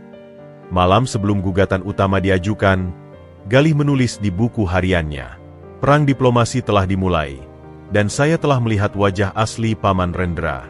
Ancaman, bohong, dan intimidasi adalah senjata mereka. Tapi mereka tidak mengerti bahwa setiap ancaman hanya membuat saya lebih kuat. Setiap kebohongan hanya mempercepat kehancuran mereka sendiri. Saya tidak bisa diwangi lagi, tidak bisa ditakut-takuti lagi. Besok, perjuangan yang sebenarnya akan dimulai. Dan saya tidak akan berhenti sampai keadilan bersemayam di atas segalanya. Dengan penolakan terhadap tawaran damai, Galih telah membakar semua jembatan. Kini hanya ada satu jalan, maju terus menghadapi pertempuran hukum yang akan menentukan segalanya. Cuaca di pagi hari itu mendung, seakan mencerminkan kekalutan dalam hati Galih. 2 minggu telah berlalu sejak gugatan utama diajukan ke pengadilan negeri, dan suasana semakin mencekam. Paman Rendra yang biasanya hanya mengandalkan ancaman dan intimidasi, kini mulai menunjukkan langkah-langkah yang lebih berbahaya. Galih, ada kabar buruk, kata Anita melalui telepon pagi itu. Suaranya terdengar tegang. Menurut sumber saya di kepanitraan pengadilan, Paman Rendra sedang berusaha mengajukan permohonan izin untuk menjual tanah warisan terakhir yang di daerah Sukamaju itu. Galih langsung berdiri tegak. Apa? Tapi itu tanah terakhir yang masih utuh. Katanya dia sudah menjaminkannya untuk hutang bisnisnya. Justru itulah, jelas Anita. Dia ingin cepat-cepat menjualnya sebelum pengadilan memutuskan pembekuan aset. Jika berhasil, uangnya bisa dia gunakan untuk melawan kita atau bahkan kabur. Rudy yang kebetulan sedang menginap di asrama Galih untuk belajar bersama, langsung menyadari gravitasi situasi. Kita harus menghentikannya. Tenang, kata Anita melalui speakerphone. Saya sudah mengantisipasi ini. Tapi kita butuh bukti kuat bahwa tanah itu sedang dalam proses jual-beli. Mereka segera menyusun strategi. Sari yang jago dalam riset online ditugaskan mencari informasi tentang calon pembeli. Rudy dengan jaringan pertemanannya yang luas berusaha mendapatkan informasi dari dalam kantor Paman Rendra sendiri. Saya punya ide, kata Rudy tiba-tiba. Teman SMP saya, Andi, sekarang bekerja sebagai office boy di perusahaan Paman Rendra. Mungkin dia bisa membantu. Risiko besar harus diambil. Andi akhirnya setuju membantu dengan syarat identitasnya dirahasiakan. 2 hari kemudian, ia berhasil mengirim foto dokumen rencana penjualan tanah, lengkap dengan draft perjanjian awal dengan seorang developer properti. Ini bukti yang kita butuhkan, seru Anita ketika melihat dokumen-dokumen itu. Tapi sayangnya masih belum cukup untuk pengadilan, karena didapat dengan cara yang agak kelabu. Sementara itu, Sari berhasil menemukan informasi mengejutkan melalui pencarian daring yang mendalam. Galih, lihat ini. Developer yang mau membeli tanah itu ternyata perusahaan Shell. Perusahaan bayangan yang pemiliknya adalah Tante Mira sendiri. Galih memandangi layar laptop dengan tak percaya. Jadi mereka mau menjual tanah warisanku ke perusahaan mereka sendiri dengan harga murah. Tepat sekali, sahut Sari. Ini jelas penipuan. Dengan bukti-bukti baru ini, Anita segera mengajukan permohonan darurat ke pengadilan untuk pembekuan sementara semua transaksi terkait tanah warisan. Namun, proses hukum ternyata berjalan lambat, sementara Paman Rendra bergerak cepat. Pertemuan notaris untuk penandatanganan akta jual-beli dijadwalkan besok pagi, laporkan Rudy dari informasi terbaru Andi. Mereka hanya punya waktu kurang dari 24 jam. Anita memutuskan untuk mengambil langkah drastis, menghubungi langsung notaris yang akan menangani transaksi itu. Notarisnya adalah Ibu Dewi, teman kuliah saya dulu, kata Anita sambil mencari nomor teleponnya. Saya akan coba membujuknya. Percakapan telepon antara Anita dan Ibu Dewi berlangsung tegang. Awalnya Ibu Dewi bersikukuh bahwa ini urusan profesional, dan ia tidak bisa membatalkan janji dengan klien. Tapi ketika Anita menjelaskan detail kasusnya dan mengirimkan bukti-bukti bahwa transaksi ini adalah penipuan, Ibu Dewi mulai berpikir ulang. Beri saya waktu sampai malam ini, janji Ibu Dewi. Saya perlu memeriksa dokumen-dokumen ini dengan cermat. Jam menunjukkan pukul 9 malam ketika telepon dari Ibu Dewi akhirnya berdering. Saya batalkan pertemuan besok, katanya dengan suara tegas. Dari dokumen yang kau kirim, jelas ini transaksi yang bermasalah. Saya tidak mau terlibat dalam perkara seperti ini. Kemenangan kecil ini disambut dengan sukacita oleh Galih dan kawan-kawannya. Tapi kemenangan itu tidak berlangsung lama. Jangan senang dulu, peringat Anita. Paman Rendra pasti akan cari notaris lain. Kita butuh pembekuan resmi dari pengadilan. Dengan susah payah, Anita berhasil mendapatkan janji dengan hakim ketua untuk sidang darurat pagi-pagi sekali. Pukul 6 pagi, mereka sudah standby di depan kantor pengadilan.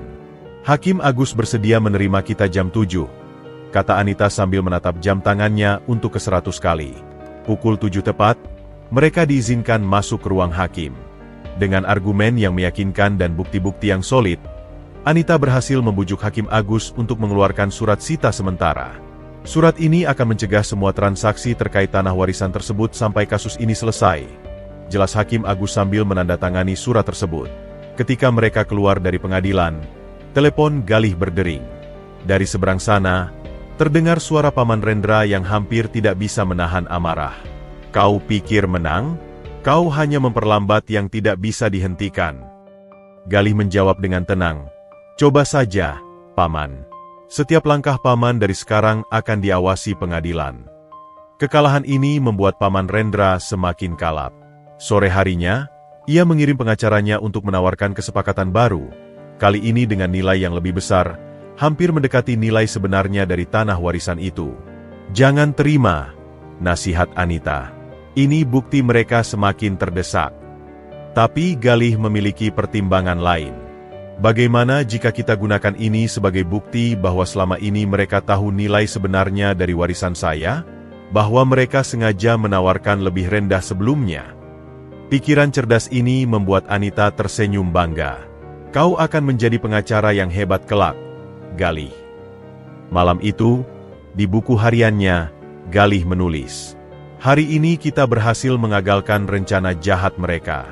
Tapi yang lebih penting, saya belajar bahwa perjuangan ini tidak hanya di pengadilan, tapi juga di luarnya. Setiap langkah harus dipikirkan matang-matang. Setiap bukti harus dikompilasi dengan cermat. Paman Rendra mungkin punya uang dan pengaruh, tapi kita punya kebenaran dan kecerdasan. Pertempuran besar masih menanti, tapi kemenangan kecil ini memberikan saya keyakinan bahwa keadilan pasti bisa ditegakkan, meski harus melawan arus yang deras." Dengan kegagalan perangkap Paman Rendra, Galih semakin yakin bahwa kebenaran pada akhirnya akan menang. Tapi ia juga sadar, pertempuran yang sesungguhnya masih di depan. Sidang pengadilan yang akan menentukan nasib warisan orang tuanya. Hari yang dinanti-nantikan akhirnya tiba. Gedung pengadilan negeri terlihat megah dan menakutkan dengan pilar-pilar besar dan langit-langit yang tinggi. Galih, dengan setelan jas sederhana yang dibelinya dari uang tabungan, berdiri di depan pintu ruang sidang bersama Anita. Di sebelahnya, Rudi dan Sari memberikan dukungan terakhir mereka. "Kau terlihat gagah," bisik Rudi sambil merapikan dasi Galih. "Napas dalam-dalam," nasihat Sari. "Kau yang memegang kebenaran, ingat itu." Anita memeriksa berkas-berkas untuk terakhir kali. "Ingat strategi kita.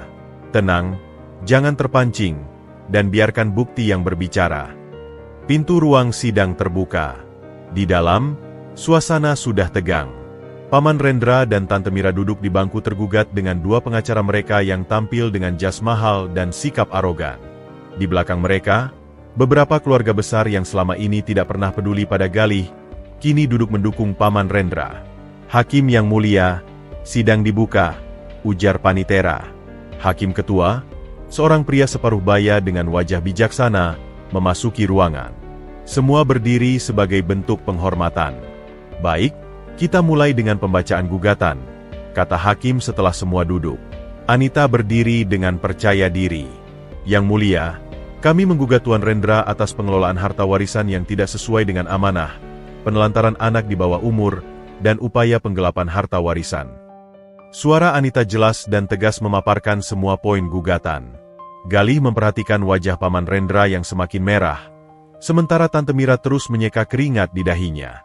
Giliran pengacara Paman Rendra, Bapak Hendra, yang membalas. Dengan retorika yang memukau, ia mencoba memutar balik fakta. "Yang mulia, klien saya adalah paman yang bertanggung jawab. Dia terpaksa menempatkan keponakannya di panti asuhan karena kesulitan keuangan setelah membantu membiayai pengobatan kakaknya yang sakit keras." Galih hampir tidak bisa percaya dengan kebohongan yang diucapkan. Tangannya mengepal. Tapi tatapan Anita mengingatkannya untuk tetap tenang. "Bohong," bisik Rudi dari bangku penonton, cukup keras sampai beberapa orang menoleh. Sidang berlanjut dengan presentasi bukti. Anita secara sistematis memperlihatkan dokumen-dokumen, surat wasit asli, laporan keuangan toko sebelum dijual, bukti penjualan tanah dengan harga murah, dan yang paling memukul, rekaman percakapan antara Paman Rendra dengan developer yang menunjukkan niatnya untuk menguasai warisan Galih. "Objection, Yang mulia," teriak pengacara Hendra. "Bukti itu didapat dengan cara tidak sah." Anita dengan tenang membalas, "Yang mulia, ini adalah masalah pidana, bukan hanya perdata. Bukti ini sah menurut hukum pidana." Hakim mengangguk. "Objection ditolak. Lanjutkan." Ketika giliran Galih memberikan kesaksian, ruangan menjadi sunyi. Dengan suara yang kadang bergetar namun penuh keyakinan, ia menceritakan semua yang dialaminya, dari kematian orang tuanya, janji palsu Paman Rendra, kehidupan di panti asuhan, hingga perjuangannya mengumpulkan bukti. "Jadi, Galih," tanya Anita saat pemeriksaan, "apa alasan sebenarnya Paman Rendra menempatkanmu di panti asuhan?" "Dia ingin menguasai warisan orang tuaku tanpa hambatan," jawab Galih tegas. "Dia bilang di depan makam orang tuaku bahwa dia akan menjagaku. Tapi malam itu juga aku mendengar dia berencana menempatkanku di panti asuhan. Paman Rendra tiba-tiba berdiri. Dia berbohong. Anak ini selalu imajinatif sejak kecil. Hendak silakan duduk. Hardik Hakim. Tuan Rendra, kau akan mendapat giliran. Ketika Paman Rendra akhirnya memberikan kesaksian, ceritanya penuh dengan kontradiksi.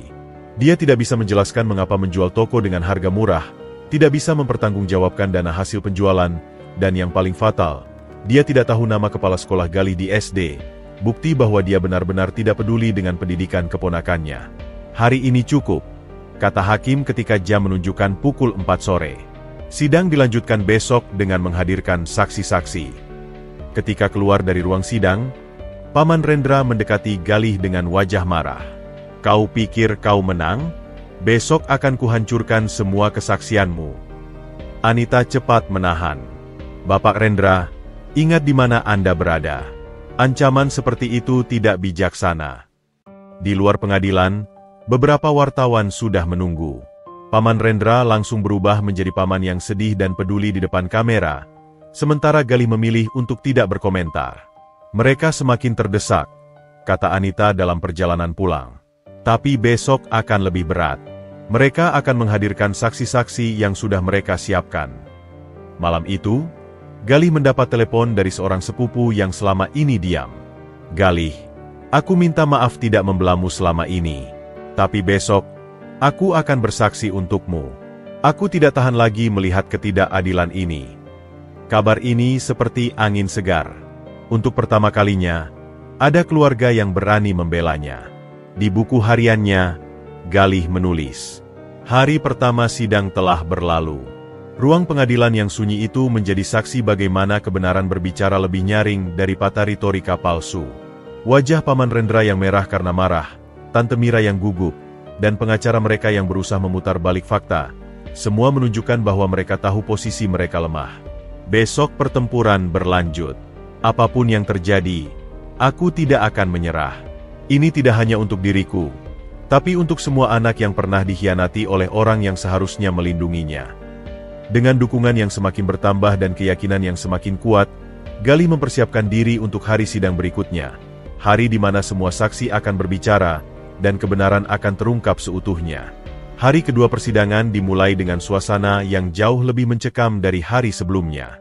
Ruang pengadilan dipenuhi oleh berbagai pihak, keluarga besar, wartawan, dan bahkan beberapa aktivis perlindungan anak yang tertarik dengan kasus ini. Sesi dibuka dengan kesaksian dari Ibu Sari. Dengan suara yang tenang namun penuh wibawa, ia menggambarkan kondisi Galih ketika pertama kali tiba di panti asuhan. Seorang anak yang trauma, ketakutan, dan sering terbangun di malam hari karena mimpi buruk. Selama 11 tahun, saya hanya menerima kunjungan tidak lebih dari 5 kali dari Tuan Rendra. Kesaksian Ibu Sari membuat gemuruh ruangan. Dan setiap kali, mereka hanya datang untuk mengambil foto, bukan benar-benar peduli pada kondisi Galih. Giliran berikutnya adalah Pak Bandi. Dengan suara bergetar namun jelas, ia menceritakan bagaimana Paman Rendra dengan cepat menjual toko keluarga dan menggantinya dengan bisnis yang bermasalah. Harga jual toko itu tidak sampai separuh dari nilai sebenarnya, Yang Mulia. Namun pukulan paling telak datang dari sepupu Galih, Devina, yang selama ini diam. Saya mendengar langsung Paman Rendra dan Tante Mira berencana menggunakan warisan Galih untuk menyelamatkan bisnis mereka yang bangkrut. Kesaksiannya membuat ruangan senyap. Mereka bilang, Galih masih kecil, tidak akan mengerti. Pengacara Paman Rendra berusaha membantah semua kesaksian ini, tetapi upayanya semakin desperat. Bahkan hakim ketua beberapa kali memperingatkannya karena pertanyaan-pertanyaannya yang menyesatkan. Ketika semua saksi telah didengar, hakim memberikan kesempatan terakhir kepada kedua belah pihak. Yang Mulia, kata Anita dengan penuh penghormatan, kasus ini bukan sekadar tentang harta benda. Ini tentang kepercayaan yang dikhianati, tentang anak yatim yang diperdaya oleh keluarganya sendiri, tentang warisan cinta orang tua yang dicemari oleh keserakahan. Paman Rendra, dengan wajah pucat, mencoba berbicara tanpa melalui pengacaranya. Saya hanya ingin yang terbaik untuk Galih. Tapi hakim mengangkat tangan. Cukup, Tuan Rendra. Saya sudah mendengar cukup. Setelah deliberasi yang tidak terlalu lama, Hakim membacakan putusan. Atas nama keadilan, Pengadilan Negeri memutuskan. 1. Membatalkan semua pengalihan aset warisan yang dilakukan Tuan Rendra. 2. Tuan Rendra wajib mengembalikan semua hasil penjualan aset beserta bunga yang telah ditentukan. 3. Hak pengelolaan warisan sepenuhnya dikembalikan kepada Galih. 4. Tuan Rendra wajib membayar ganti rugi material dan imaterial. Keputusan itu disambut dengan desahan lega dari pihak Galih. Tante Mira menangis terseduh-seduh, sementara Paman Rendra terduduk lemas di kursinya. Setelah sidang, di koridor pengadilan, Paman Rendra mendekati Galih untuk terakhir kalinya. "Kau bahagia sekarang? Merusak keluargamu sendiri." Galih memandangnya dengan tenang. "Keluarga tidak saling mengkhianati, Paman. Keluarga tidak menelantarkan anaknya sendiri. Keluarga tidak mencuri warisan orang lain." Paman Rendra pergi dengan langkah gontai, sementara Galih disambut oleh pelukan hangat dari Rudi, Sari, Ibu Sari, dan semua pihak yang telah mendukungnya. Beberapa bulan kemudian, di atas lahan warisan orang tuanya, Galih tidak membangun toko kelontong seperti dulu. Bersama Rudi yang kini menjadi partner bisnisnya, dan dengan dukungan dana dari warisannya, mereka membangun Galih Rudi Creative Space, sebuah kafe dan ruang komunitas untuk anak muda. "Kenapa tidak membangun toko seperti dulu?" tanya Rudi suatu sore ketika mereka sedang mengawasi pembangunan. "Karena warisan terbaik orang tuaku bukanlah uang atau tanah," jawab Galih sambil memandang langit. "Tapi nilai-nilai kejujuran, kerja keras, dan keberanian untuk memperjuangkan yang benar. Dan itu yang ingin aku teruskan di tempat ini." Pembukaan Galih Rudi Creative Space dihadiri oleh semua orang yang telah mendukung perjuangan Galih, mulai dari Ibu Sari, Pak Bandi, Advokat Anita, hingga teman-teman dari panti asuhan. Bahkan beberapa mantan karyawan toko orang tuanya datang untuk memberikan dukungan. Ketika Galih memotong pita pembukaan, tepuk tangan riuh menggema. Di matanya, ada kilatan air mata kebahagiaan. Ia telah sampai pada akhir perjalanan panjangnya, sekaligus awal dari babak baru.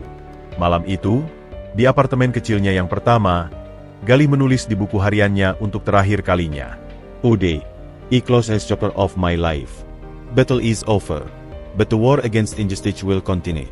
My victory is not measured by the assets I recovered, but by the lessons I learned along the way. I learned that family is not defined by blood, but by love and loyalty. I learned the truth, no matter how buried, will always find its way to the light. And most importantly, I learned that a 7-year-old orphan can grow into a man who stands for what is right.